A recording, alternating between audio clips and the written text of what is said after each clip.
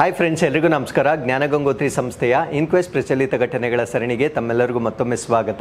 ಇವತ್ತು ನಾವು ಸಂಚಿಕೆ ಸಂಖ್ಯೆ 682 ಡಿಸ್ಕಸ್ ಮಾಡ್ತಾ ಇದ್ದೇವೆ. ದಿನಾಂಕ 24 ಏಪ್ರಿಲ್ 2024. ಸೊ ಇವತ್ತಿನ ಅಪ್ಡೇಟ್ಸ್ ಅನ್ನ ಡಿಸ್ಕಸ್ ಮಾಡೋದಕ್ಕಿಂತ ಮುಂಚೆ ಕಳೆದ ಸಂಚಿಕೆಯ 2 ಪ್ರಶ್ನೆಗಳ ಉತ್ತರಗಳು, ಪ್ರಶ್ನೆ ಸಂಖ್ಯೆ 1ಕ್ಕೆ ಆಪ್ಷನ್ ಎ ಮತ್ತು ಪ್ರಶ್ನೆ ಸಂಖ್ಯೆ 2ಕ್ಕೆ ಆಪ್ಷನ್ ಎ ಸರಿ ಉತ್ತರವಾಗಿರುತ್ತೆ. ಹಾಗಿದ್ರೆ ಇವತ್ತಿನ ಮೊದಲನೇ ಪ್ರಶ್ನೆಗೆ ಬರೋಣ. ಕರ್ನಾಟಕದಲ್ಲಿ ಲಕ್ಷ್ಮಣ ತೀರ್ಥ ನದಿಯು ಯಾವ ಜಿಲ್ಲೆಯಲ್ಲಿ ಹುಟ್ಟುತ್ತದೆ? So which district is the origin of the Lakshmana Tirtha river in Karnataka? So ನಾನು ಡಿಸ್ಕಸ್ ಮಾಡ್ತಾ ಇರ್ತಕ್ಕಂಥದ್ದು ಒಂದು ನದಿ ಆಗಿರುತ್ತೆ. ಸೊ ಈ ಒಂದು ನದಿಯನ್ನ ನಾವು ಲಕ್ಷ್ಮಣ ತೀರ್ಥ ನದಿ ಅಂತ ಕರಿತೇವೆ. ಸೊ ಈ ಒಂದು ನದಿ ನಮ್ಮ ಕರ್ನಾಟಕ ರಾಜ್ಯದಲ್ಲಿ ಯಾವ ಜಿಲ್ಲೆಯಲ್ಲಿ ಉಗಮವಾಗುತ್ತೆ ಅನ್ನೋದು ನಮ್ಮ ಪ್ರಶ್ನೆ ಆಗಿರುತ್ತೆ. ಸೊ ಈ ಪ್ರಶ್ನೆಗೆ ಸರಿಯಾದ ಉತ್ತರ ಕೊಡಗು ಜಿಲ್ಲೆಯಲ್ಲಿ ಇದು ಉಗಮವಾಗ್ತಕ್ಕಂಥದ್ದನ್ನ ನಾವು ನೋಡ್ಬೋದಾಗಿರುತ್ತೆ. ಹಾಗಿದ್ರೆ ಲಕ್ಷ್ಮಣ ತೀರ್ಥ ನದಿಗೆ ಸಂಬಂಧಪಟ್ಟಂತೆ ನಾವು ಪ್ರಶ್ನೆಯನ್ನ ಕೇಳಲಿಕ್ಕೆ ಕಾರಣ ಏನು ಅಂದ್ರೆ, ಸೊ ಈ ಒಂದು ರಿವರ್ ಈಗ ಸಂಪೂರ್ಣವಾಗಿ ಡ್ರೈ ಅಪ್ ಆಗಿರುತ್ತೆ ಅಥವಾ ಬತ್ತಿ ಹೋಗಿರುವ ಕಾರಣದಿಂದ ಅದಕ್ಕೆ ಕಾರಣಗಳೇನು, ಸೊ ಅದರಿಂದ ಆಗ್ತಕ್ಕಂಥ ಎನ್ವೈರನ್ಮೆಂಟಲ್ ಇಂಪ್ಯಾಕ್ಟ್ಸ್ ಏನು, ಅದಾದ್ಮೇಲೆ ಈ ಒಂದು ಲಕ್ಷ್ಮಣ ತೀರ್ಥ ನದಿಗೆ ಸಂಬಂಧಪಟ್ಟಂತೆ ಜಿಯೋಗ್ರಾಫಿಕಲ್ ಅಥವಾ ಭೌಗೋಳಿಕ ಮಾಹಿತಿಗಳನ್ನ ನಾವು ಸಂಪೂರ್ಣವಾಗಿ ಇಲ್ಲಿ ಡಿಸ್ಕಸ್ ಮಾಡ್ತಾ ಬರೋಣ. ಸೊ ಈ ಒಂದು ಮ್ಯಾಪ್ ನಲ್ಲಿ ನಾವು ಕಾವೇರಿ ಬೇಸಿನ್ ಅನ್ನ ನಾವು ನೋಡಬಹುದಾಗಿರುತ್ತೆ. ಇದು ಕರ್ನಾಟಕ ಮತ್ತು ತಮಿಳುನಾಡು ರಾಜ್ಯವನ್ನ ಒಳಗೊಂಡಿರ್ತಕ್ಕಂಥ ಒಂದು ಮ್ಯಾಪ್ ಆಗಿರುತ್ತೆ. ಸೊ ಈ ಒಂದು ಮ್ಯಾಪ್ ಅನ್ನ ನೀವು ಗಮನಿಸೋದಾದ್ರೆ ಈ ಭಾಗದಲ್ಲಿ ನಾವು ಕರ್ನಾಟಕ ರಾಜ್ಯವನ್ನ ನಾವು ನೋಡಬಹುದಾಗಿರುತ್ತೆ. ಕರ್ನಾಟಕ ರಾಜ್ಯದ ಒಂದು ಜಿಲ್ಲೆ, ಸೊ ಇಲ್ಲಿ ನಾವು ಕೊಡಗನ್ನ ನೋಡಬಹುದಾಗಿರುತ್ತೆ. ಸೊ ಈ ಒಂದು ಕೊಡಗಿನಲ್ಲಿ ಈ ಒಂದು ಲಕ್ಷ್ಮಣ ತೀರ್ಥ ನದಿ ಅಂತಕ್ಕಂಥದ್ದು ಉಗಮವಾಗುತ್ತೆ. ಸೊ ಉಗಮವಾಗಿರ್ತಕ್ಕಂಥ ಈ ನದಿ ಕಾವೇರಿ ನದಿಯನ್ನ ಸೇರ್ಕೊಳ್ಳುತ್ತೆ. ಕಾವೇರಿ ನದಿಯನ್ನ ಎಲ್ಲಿ ಸೇರ್ಕೊಳ್ಳುತ್ತೆ ಅಂದ್ರೆ ಕೃಷ್ಣರಾಜ ಸಾಗರದ ಬಳಿ ಅದು ಕಾವೇರಿ ನದಿಯನ್ನ ಸೇರ್ಕೊಳ್ಳುತ್ತೆ. ಸೊ ಈ ಒಂದು ಕಾರಣದಿಂದ ಲಕ್ಷ್ಮಣ ತೀರ್ಥ ರಿವರ್ ಅನ್ನು ನಾವು ಮೇಜರ್ ಟ್ರಿಬ್ಯೂಟರಿ ಆಫ್ ಕಾವೇರಿ ಅಂತ ಹೇಳ್ಬೋದಾಗಿರುತ್ತೆ. ಸೊ ಕಾವೇರಿ ನದಿಯ ಪ್ರಮುಖವಾಗಿರ್ತಕ್ಕಂಥ ಉಪನದಿ ಅಂತ ಹೇಳ್ಬೋದಾಗಿರುತ್ತೆ. ಸೊ ಅದಾದ್ಮೇಲೆ ಕಾವೇರಿ ನದಿಯ ಮುಖಾಂತರ ಇದು ಕರ್ನಾಟಕ ತಮಿಳುನಾಡನ್ನ ಹಾದು ಹೋಗಿ ಫೈನಲಿ ಬೇ ಆಫ್ ಬೆಂಗಾಲ್ಗೆ ಎಂಟಿ ಆಗ್ತಕ್ಕಂಥದ್ದನ್ನ ನಾವಿಲ್ಲಿ ನೋಡಬಹುದಾಗಿರುತ್ತೆ. ಸೊ ಅನ್ಫಾರ್ಚುನೇಟ್ಲಿ ಈ ಒಂದು ನದಿ ಈಗ ಸಂಪೂರ್ಣವಾಗಿ ಡ್ರೈ ಅಪ್ ಆಗಿರ್ತಕ್ಕಂಥದ್ದು ಅಥವಾ ಬತ್ತಿ ಹೋಗಿರ್ತಕ್ಕಂಥದ್ದನ್ನ ನಾವು ನೋಡಬಹುದಾಗಿರುತ್ತೆ. ಸೊ ಈ ಬತ್ತಿ ಹೋಗಿರ್ಲಿಕ್ಕೆ ಕಾರಣ ಏನು ಅಂದ್ರೆ ಡೆಫಿನೆಟ್ಲಿ ನಮ್ಮೆಲ್ಲರಿಗೂ ಗೊತ್ತು, ಮಾನ್ಸೂನ್ ಫೇಲ್ಯೂರ್ ಆಗಿರುತ್ತೆ. ಸೊ ವಿಶೇಷವಾಗಿ ಈ ವರ್ಷದಲ್ಲೂ ಕೂಡ ಮಾನ್ಸೂನ್ ಫೇಲ್ಯೂರ್ ಆಗಿರೋದನ್ನ ನಾವು ನೋಡಬಹುದಾಗಿರುತ್ತೆ. ಸೊ ಅದ್ರ ಜೊತೆಗೆ ಕಳೆದ ವರ್ಷದಲ್ಲಿ 40% ರೈನ್ ಡೆಫಿಸಿಟ್ ಆಗಿರುತ್ತೆ, ಅಂದ್ರೆ 40% ಮಳೆಯ ಕೊರತೆ ಆಗಿರುವ ಕಾರಣದಿಂದ ಸೊ ಈ ಒಂದು ನದಿ ಬತ್ತಿ ಹೋಗಿರ್ತಕ್ಕಂಥದ್ದನ್ನ ನಾವು ನೋಡಬಹುದಾಗಿರುತ್ತೆ. ಸೊ ಯಾವಾಗ ನದಿಗಳು ಬತ್ತಿ ಹೋಗುತ್ತೆ ಅದರಿಂದ ಆಗ್ತಕ್ಕಂಥ ಡಿಸ್ಅಡ್ವಾಂಟೇಜ್ ಏನು ಅಂದ್ರೆ ಗ್ರೌಂಡ್ ವಾಟರ್ ಲೆವೆಲ್ ಕೂಡ ಕಡಿಮೆ ಆಗುತ್ತೆ. ಇದನ್ನ ನಾವು ಅಂತರ್ಜಲದ ನೀರು ಅಂತ ಕರಿತೇವೆ. ಸೊ ಅಂತರ್ಜಲದ ನೀರು ಕೂಡ ಬತ್ತಿ ಹೋಗುತ್ತೆ. ಸೊ ಅದಾದ್ಮೇಲೆ ಈ ಒಂದು ನದಿಗೆ ಸಂಬಂಧಪಟ್ಟಂತೆ ಸ್ಟ್ರೀಮ್ಗಳು ಅಥವಾ ತೊರೆಗಳೇನಿರ್ತವೆ ಸೊ ಅದು ಕೂಡ ಬತ್ತಿ ಹೋಗ್ತಕ್ಕಂಥದ್ದನ್ನ ನಾವು ನೋಡಬಹುದಾಗಿರುತ್ತೆ. ಸೊ ಇದರಿಂದ ಕುಡಿಯುವ ನೀರಿನ ಸಮಸ್ಯೆ ಮತ್ತು ಕೃಷಿಯ ನೀರಿನ ಲಭ್ಯತೆಯ ಕೊರತೆಯನ್ನ ಸೊ ಈ ರೀತಿಯ ನದಿಗಳು ಡ್ರೈ ಅಪ್ ಆಗೋದ್ರಿಂದ ನಮ್ಮ ಕರ್ನಾಟಕ ರಾಜ್ಯದ ಜನತೆ ಫೇಸ್ ಮಾಡ್ತಕ್ಕಂಥ ಒಂದು ಸಾಧ್ಯತೆ ಇರುತ್ತೆ. ಸೊ ಈ ಎಲ್ಲಾ ಬದಲಾವಣೆ ಆಗ್ಲಿಕ್ಕೆ ಕಾರಣ ಏನು ಅಂತ ನಮಗೆ ಗೊತ್ತಾಯ್ತು. ಸೊ ಈ ಒಂದು ಮಳೆಯ ಕೊರತೆ ಆಗಿರ್ತಕ್ಕಂಥದ್ದು ಈ ಒಂದು ನದಿ ಬತ್ತಿ ಹೋಗಲಿಕ್ಕೆ ಕಾರಣವಾಗಿರುತ್ತೆ. ಸೊ ಮಳೆಯ ಕೊರತೆ ಯಾಕಾಯಿತು ಅಂತ ಹೇಳೋದಾದ್ರೆ ಸೊ ಪ್ರಮುಖವಾಗಿ ಒಂದು ಕ್ಲೈಮೇಟ್ ಚೇಂಜ್ ಅಥವಾ ಹವಾಮಾನ ಬದಲಾವಣೆ ಏನಾಗ್ತಾ ಇದೆ, ಸೊ ಇದನ್ನ ನಾವು ಈಗಲಿಂದಲೇ ತಡಿಲಿಕ್ಕೆ ಪ್ರಯತ್ನ ಪಡೆದಿದ್ದರೆ ಸೊ ಮುಂದಿನ ದಿನಗಳಲ್ಲಿ ಈ ಒಂದು ವಾಟರ್ ಸ್ಕೇರ್ಸಿಟಿಯನ್ನ ನಾವು ಇನ್ನೂ ದೊಡ್ಡ ಮಟ್ಟದಲ್ಲಿ ಫೇಸ್ ಮಾಡ್ತಕ್ಕಂಥದ್ದನ್ನ ಸೊ ನಾವಿಲ್ಲಿ ನೋಡಬಹುದಾಗಿರುತ್ತೆ. ಹಾಗಿದ್ರೆ ಈ ಒಂದು ಲಕ್ಷ್ಮಣ ತೀರ್ಥ ನದಿಯ ಬಗ್ಗೆ ಹೆಚ್ಚಿನ ಮಾಹಿತಿಯನ್ನು ತಿಳ್ಕೊಳ್ಳೋದಾದ್ರೆ ಸೊ ಇದು ನಮ್ಮ ಕರ್ನಾಟಕಕ್ಕೆ ಸಿಗ್ನಿಫಿಕೆಂಟ್ ವಾಟರ್ ಬಾಡಿ ಅಂತ ಕರೀತೇವೆ. ಅಂದ್ರೆ ನಮ್ಮ ಕರ್ನಾಟಕದ ಕೃಷಿ ಆಗಿರ್ಬೋದು ಅಥವಾ ಕುಡಿಯುವ ನೀರಾಗಿರ್ಬೋದು ಸೊ ಈ ಎಲ್ಲ ವ್ಯವಸ್ಥೆಗಳಿಗೆ ಒಂದು ಪ್ರಮುಖವಾಗಿರ್ತಕ್ಕಂಥ ನದಿ ಆಗಿರುತ್ತೆ. ಸೊ ಇದು ಈಕೋಲಾಜಿಕಲಿ ಮತ್ತೆ ಕಲ್ಚರಲಿ ಇಂಪಾರ್ಟೆಂಟ್ ಆಗಿರುತ್ತೆ, ಅಂದ್ರೆ ಪರಿಸರದ ದೃಷ್ಟಿಯಿಂದ ಮತ್ತೆ ಸಾಂಸ್ಕೃತಿಕ ದೃಷ್ಟಿಯಿಂದ ಬಹಳ ಮುಖ್ಯವಾಗಿರ್ತಕ್ಕಂಥ ಒಂದು ನದಿ ಇದಾಗಿರುತ್ತೆ. ಸೊ ಈ ಒಂದು ನದಿ ಯಾವ ಜಿಲ್ಲೆಯಲ್ಲಿ ಹುಟ್ಟುತ್ತೆ ಅಂತ ನಮಗೆ ಗೊತ್ತಾಯ್ತು, ಕೊಡಗು ಜಿಲ್ಲೆಯಲ್ಲಿ ಹುಟ್ಟತಕ್ಕಂಥ ಒಂದು ನದಿ ಆಗಿರುತ್ತೆ. ಸೊ ಯಾವ ಬೆಟ್ಟಗಳಲ್ಲಿ ಇದು ಹುಟ್ಟುತ್ತೆ ಅಂದ್ರೆ ಬ್ರಹ್ಮಗಿರಿ ಹಿಲ್ಸ್ ಅಥವಾ ಬ್ರಹ್ಮಗಿರಿ ಬೆಟ್ಟಗಳಲ್ಲಿ ಹುಟ್ಟತಕ್ಕಂಥ ಒಂದು ನದಿ ಆಗಿರುತ್ತೆ. ಸೊ ಇದು ಯಾವ ದಿಕ್ಕಿನಲ್ಲಿ ಹರಿಯುತ್ತೆ ಅಂದ್ರೆ ಈಸ್ಟ್ ವರ್ಡ್ ಅಥವಾ ಪೂರ್ವ ದಿಕ್ಕಿನಲ್ಲಿ ಹರಿತಕ್ಕಂಥ ಒಂದು ನದಿ ಆಗಿರುತ್ತೆ. ಸೊ ಇದು ಯಾವ ನದಿಯನ್ನ ಜಾಯಿನ್ ಆಗುತ್ತೆ ಅಂದ್ರೆ ಕಾವೇರಿ ನದಿಯನ್ನ ಜಾಯಿನ್ ಆಗುತ್ತೆ. ಸೊ ಎಲ್ಲಿ ಜಾಯಿನ್ ಆಗುತ್ತೆ ಅಂದ್ರೆ ಕೃಷ್ಣರಾಜ ಸಾಗರ ಲೇಕ್ ನ ಬಳಿ ಜಾಯಿನ್ ಆಗ್ತಕ್ಕಂಥದ್ದನ್ನ ನಾವು ನೋಡಬಹುದಾಗಿರುತ್ತೆ. ಹಾಗಿದ್ರೆ ಇದು ಎಷ್ಟು ಉದ್ದಗಳ ಒಂದು ಡಿಸ್ಟೆನ್ಸ್ ಅಥವಾ ದೂರ ಇದು ಹರಿಯುತ್ತೆ ಅಂತ ಹೇಳೋದಾದ್ರೆ 180 ಕಿಲೋಮೀಟರ್ಸ್ ಅಥವಾ 180 ಕಿಲೋಮೀಟರ್ಗಳ ಒಂದು ದೂರವನ್ನ ಕ್ರಮಿಸ್ತಕ್ಕಂಥ ಒಂದು ನದಿ ಆಗಿರುತ್ತೆ. ಸೊ ಈ ಒಂದು ನದಿಯಿಂದ ಎರಡು ಜಲಪಾತಗಳು ಅಥವಾ ಫಾಲ್ಸ್ ಕೂಡ ಫಾರ್ಮೇಶನ್ ಆಗುತ್ತೆ. ಸೊ ಒಂದನ್ನ ಅದೇ ಹೆಸರಿಂದ ಕರಿತೇವೆ, ಅದನ್ನ ನಾವು ಲಕ್ಷ್ಮಣ ತೀರ್ಥ ಫಾಲ್ಸ್ ಅಂತ ಕರಿತೇವೆ. ಸೊ ಇನ್ನೊಂದನ್ನ ಇರುಪು ಫಾಲ್ಸ್ ಅಂತ ಕರಿತೇವೆ. ಸೊ ಇವೆರಡೂ ಕೂಡ ಈ ಒಂದು ನದಿಯಿಂದ ಫಾರ್ಮೇಶನ್ ಆಗ್ತಕ್ಕಂಥ ಫಾಲ್ಸ್ ಆಗಿರ್ತವೆ.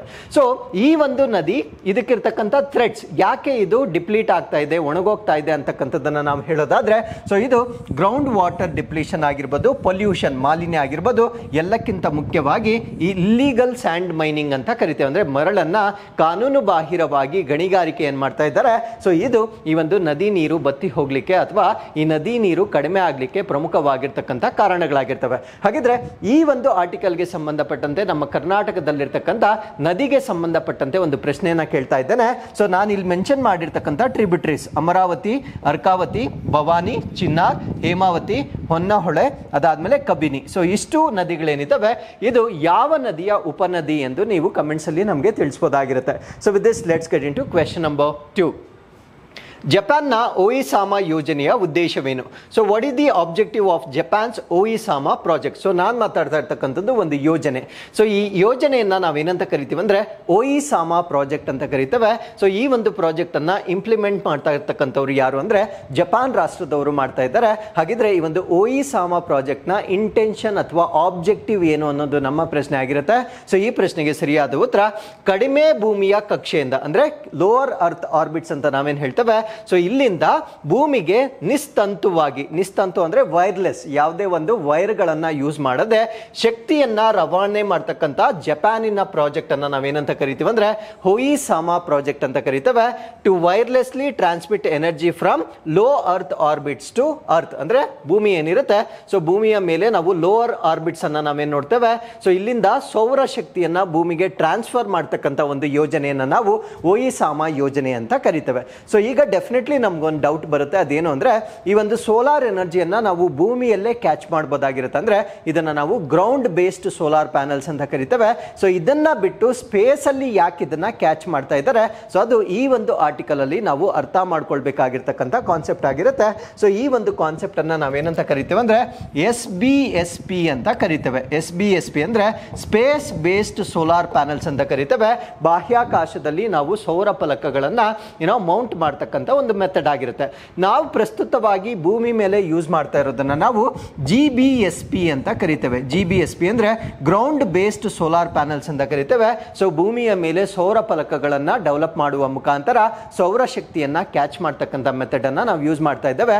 ಬಟ್ ಜಪಾನ್ ಅವ್ರು ಏನ್ ಮಾಡ್ತಾ ಇದ್ದಾರೆ ಅಂದ್ರೆ ಸೊ ಭೂಮಿಯ ಮೇಲೆ ಸೌರ ಫಲಕಗಳನ್ನ ಬಳಕೆ ಮಾಡೋದ್ರ ಬದಲಾಗಿ ಇದೇ ಸೌರ ಫಲಕಗಳನ್ನ ಸ್ಪೇಸ್ ಅಲ್ಲಿ ಲಾಂಚ್ ಮಾಡುವ ಮುಖಾಂತರ ಸೂರ್ಯನ ಬೆಳಕನ್ನ ಕ್ಯಾಚ್ ಮಾಡ್ತಕ್ಕಂಥ ಒಂದು ಮೆಥಡ್ ಆಗಿರುತ್ತೆ.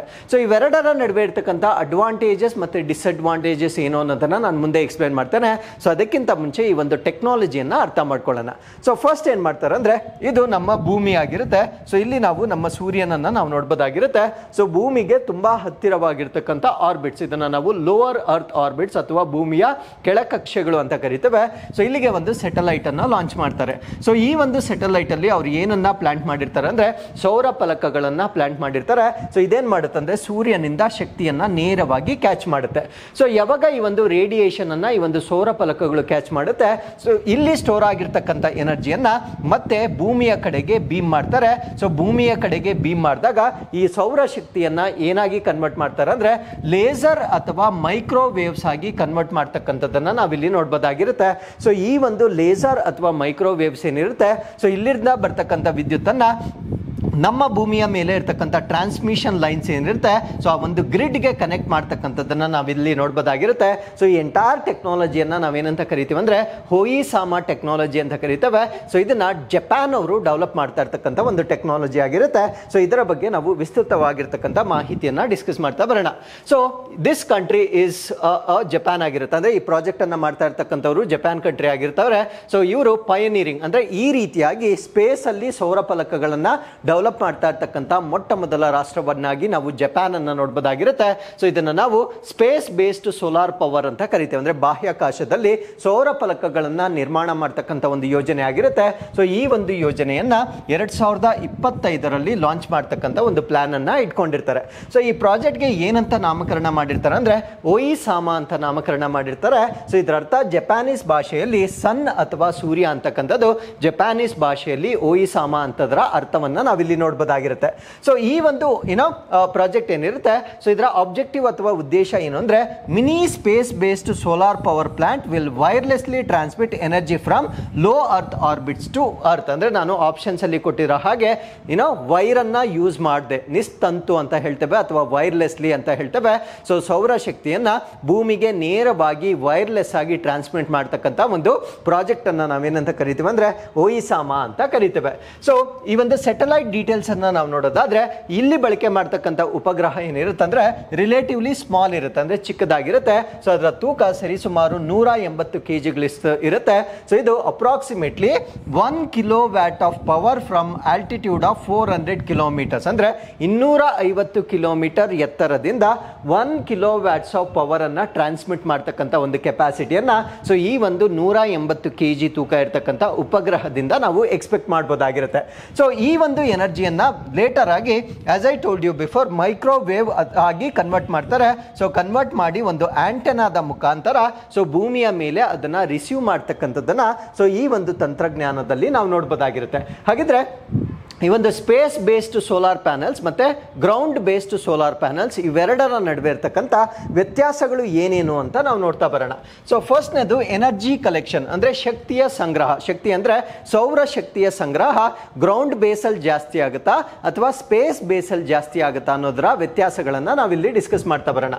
ಸೊ ಈ ಒಂದು ಎಸ್ ಪಿ ಅಂದ್ರೆ ನಿಮ್ಗೆ ಆಲ್ರೆಡಿ ಗೊತ್ತಾಗಿರುತ್ತೆ, ಸ್ಪೇಸ್ ಬೇಸ್ಡ್ ಸೋಲಾರ್ ಪ್ಯಾನಲ್ಸ್ ಅಂತ ಕರೀತೇವೆ. ಸೊ ಬಾಹ್ಯಾಕಾಶದಲ್ಲಿ ನಾವು ಸೌರ ಫಲಕಗಳನ್ನ ಲಾಂಚ್ ಮಾಡಿದಾಗ sunlight is over 10 times as intense as the earth surface, ಅಂದ್ರೆ ಭೂಮಿಯ ಮೇಲ್ಮೈನಲ್ಲಿ ಸೂರ್ಯನ ಪ್ರಕಾಶಮಾನದ ಪ್ರಖರತೆ ಎಷ್ಟಿರುತ್ತೆ ಸೊ ಅದನ್ನ 10 times ಮಲ್ಟಿಪ್ಲೈ ಮಾಡಿದ್ರೆ ಸೊ ಅಷ್ಟು ಶಕ್ತಿಯನ್ನ ನಾವು ಸ್ಪೇಸ್ ಅಲ್ಲಿ ಕ್ಯಾಚ್ ಮಾಡಬಹುದಾಗಿರುತ್ತೆ.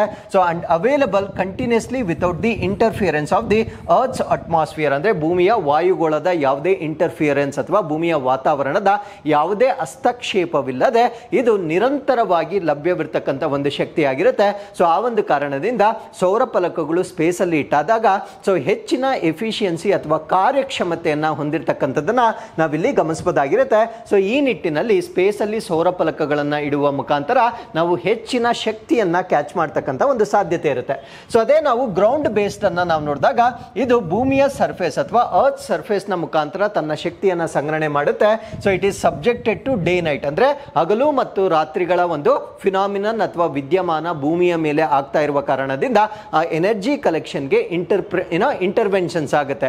ಸೊ ನೈಟ್ ಆದಾಗ ನಾವು ಅಷ್ಟೊಂದು ಸೋಲಾರ್ ಎನರ್ಜಿಯನ್ನ ಟ್ರ್ಯಾಪ್ ಮಾಡಲಿಕ್ಕೆ ಸಾಧ್ಯವಾಗೋದಿಲ್ಲ. ಸೊ ಈ ಒಂದು ಡಿಸ್ಟರ್ಬೆನ್ಸಸ್ ಅನ್ನ ನಾವು ಗ್ರೌಂಡ್ ಬೇಸ್ಡ್ ಸೋಲಾರ್ ಪ್ಯಾನಲ್ಸ್ ಅಲ್ಲಿ ನಾವು ನೋಡಬಹುದಾಗಿರುತ್ತೆ. ಸೊ ಅದೇ ನಾವು ಎಫಿಷಿಯನ್ಸಿ ಅಂದ್ರೆ ಕಾರ್ಯಕ್ಷಮತೆ ಅಥವಾ ದಕ್ಷತೆಯನ್ನ ನಾವು ತೆಗೆದುಕೊಂಡಾಗ ಸ್ಪೇಸ್ ಬೇಸ್ಡ್ ಸೋಲಾರ್ ಪ್ಯಾನಲ್ಸ್ ಅಲ್ಲಿ reach up to around 34% efficiency ಇರುತ್ತೆ, ಅಂದ್ರೆ ಇದರ ಕಾರ್ಯಕ್ಷಮತೆ 34% ಅನ್ನ ನಾವು ನೋಡಬಹುದಾಗಿರುತ್ತೆ. So due to the absence of atmospheric interference, ಅಂದ್ರೆ ಅಲ್ಲಿ ಯಾವುದೇ ರೀತಿಯ ಹಸ್ತಕ್ಷೇಪವಿಲ್ಲದ ಕಾರಣದಿಂದ 34% ಅಷ್ಟು ದಕ್ಷತೆಯನ್ನು ನಾವು ನೋಡಬಹುದಾಗಿರುತ್ತೆ. ಸೊ ಇಲ್ಲಿ ಅಡ್ವಾನ್ಸ್ಡ್ ಮೆಟೀರಿಯಲ್ ಅನ್ನ ಬಳಕೆ ಮಾಡ್ತಾ ಇದ್ದಾರೆ. ಸೊ ಆ ಒಂದು ಮೆಟೀರಿಯಲ್ ಅನ್ನ ನಾವು ಏನಂತ ಕರಿತೀವಿ ಅಂದ್ರೆ ಗ್ಯಾಲಿಯಂ ಆರ್ಸೆನೈಡ್ ಅಂತ ಕರಿತೇವೆ. ಸೊ ಇದನ್ನ ಬಳಕೆ ಮಾಡುವುದರ ಮುಖಾಂತರ ಸೊ ಸ್ಪೇಸ್ ಅಲ್ಲಿ ಕ್ಯಾಚ್ ಮಾಡ್ತಕ್ಕಂಥ ಒಂದು ಸೌರಶಕ್ತಿ ಏನಿರುತ್ತೆ ಸೊ ಅದು 34% ದಕ್ಷತೆಯನ್ನ ಹೊಂದಿರತಕ್ಕಂಥದ್ದನ್ನ ನಾವು ನೋಡಬಹುದಾಗಿರುತ್ತೆ. ಸೊ ಅದೇ ಭೂಮಿಯ ಮೇಲೆ ಇರತಕ್ಕಂಥ ಸೌರ ಫಲಕಗಳು ಕೇವಲ 15ರಿಂದ 20% ಅಷ್ಟು ಮಾತ್ರ ದಕ್ಷತೆಯನ್ನ ಹೊಂದಿರತಕ್ಕಂಥದ್ದನ್ನ ನಾವು ನೋಡಬಹುದಾಗಿರುತ್ತೆ. So you can see the difference. So ಇದು ಸರಿಸುಮಾರು ಡಬಲ್ ಆಗೋದನ್ನ ನಾವಿಲ್ಲಿ ಸ್ಪೇಸ್ ಅಲ್ಲಿ ಮೌಂಟ್ ಮಾಡಿದಾಗ ಆ ಒಂದು ದಕ್ಷತೆ ಆಲ್ಮೋಸ್ಟ್ ಡಬಲ್ ಆಗಿರ್ತಕ್ಕಂಥದ್ದನ್ನ ನಾವಿಲ್ಲಿ ಗಮನಿಸಬಹುದಾಗಿರುತ್ತೆ. ಸೊ ಅದಾದ್ಮೇಲೆ ಆಪರೇಷನಲ್ ಎನ್ವೈರನ್ಮೆಂಟ್ ಅಥವಾ ಕಾರ್ಯಾಚರಣೆಯ ಪರಿಸರದ ಒಂದು ವ್ಯತ್ಯಾಸಗಳನ್ನ ನಾವು ನೋಡೋದಾದ್ರೆ ಸ್ಪೇಸ್ ಬೇಸ್ಡ್ ಸೋಲಾರ್ ಪ್ಯಾನಲ್ಸ್ ಗಳಲ್ಲಿ operates in the ಆರ್ಶ್ environment of space. ನಾನು ಹೇಳಿದೆ ಅಲ್ಲಿ ಸೂರ್ಯನ ಪ್ರಖರತೆ ಭೂಮಿಗಿಂತ 10 times ಜಾಸ್ತಿ ಇರುತ್ತೆ. ಅದರ ಅರ್ಥ ಏನು ಅಂದ್ರೆ ಸೊ ಅಲ್ಲಿರ್ತಕ್ಕಂಥ ಅಟ್ಮಾಸ್ಫಿಯರ್ ತುಂಬಾ ಹಾರ್ಶ್ ಆಗಿರುತ್ತೆ. ಆ ಒಂದು ಹಾರ್ಶ್ ಆಗಿರ್ತಕ್ಕಂಥ ಅಟ್ಮಾಸ್ಫಿಯರ್ಗೆ ಆ ಸೋಲಾರ್ ಪ್ಯಾನಲ್ಗಳು ತಡೆದುಕೊಳ್ಬೇಕಾಗಿರುತ್ತೆ. ಸೊ ಅದೊಂದು ದೊಡ್ಡ ಚಾಲೆಂಜಿಂಗ್ ಫ್ಯಾಕ್ಟರ್ ಆಗಿರುತ್ತೆ. Solar panels to withstand extreme temperature and radiation, ಅಂದ್ರೆ ಅಲ್ಲಿರ್ತಕ್ಕಂಥ ತೀವ್ರವಾಗಿರ್ತಕ್ಕಂಥ ತಾಪಮಾನ ಮತ್ತು ವಿಕಿರಣತೆಯನ್ನ ತಡೆದುಕೊಳ್ತಕ್ಕಂಥ ಶಕ್ತಿಯುತವಾಗಿರ್ತಕ್ಕಂಥ ಮೆಟೀರಿಯಲ್ ಅಲ್ಲಿ ನಾವು ಸೋಲಾರ್ ಪ್ಯಾನಲ್ಸ್ ಅನ್ನ ಬಿಲ್ಡ್ ಮಾಡ್ತಕ್ಕಂಥದ್ದು ಅವಶ್ಯಕವಾಗಿರುತ್ತೆ. ಸೊ ಅದೇ ನಾವು ಭೂಮಿಯ ಮೇಲೆ ಇದನ್ನ ಡೆವಲಪ್ ಮಾಡಿದಾಗ ಸೊ ಇಲ್ಲಿ ಕಂಟ್ರೋಲ್ಡ್ ಎನ್ವೈರನ್ಮೆಂಟ್ ಇರುತ್ತೆ, ಅಂದ್ರೆ ಅಷ್ಟು ಹಾರ್ಶ್ ಆಗಿರ್ತಕ್ಕಂಥ ಕಂಡೀಷನ್ಸ್ ಇರೋದಿಲ್ಲ. So can be affected by weather, dust ಮತ್ತೆ ಅದರ್ ಅರ್ಥಿಲಿ ಫ್ಯಾಕ್ಟರ್ಸ್, ಅಂದ್ರೆ ಬೇರೆ ರೀತಿಯ ಕಾರಣಗಳಿಂದ ಅದು ಎಫೆಕ್ಟ್ ಆಗುತ್ತೆ.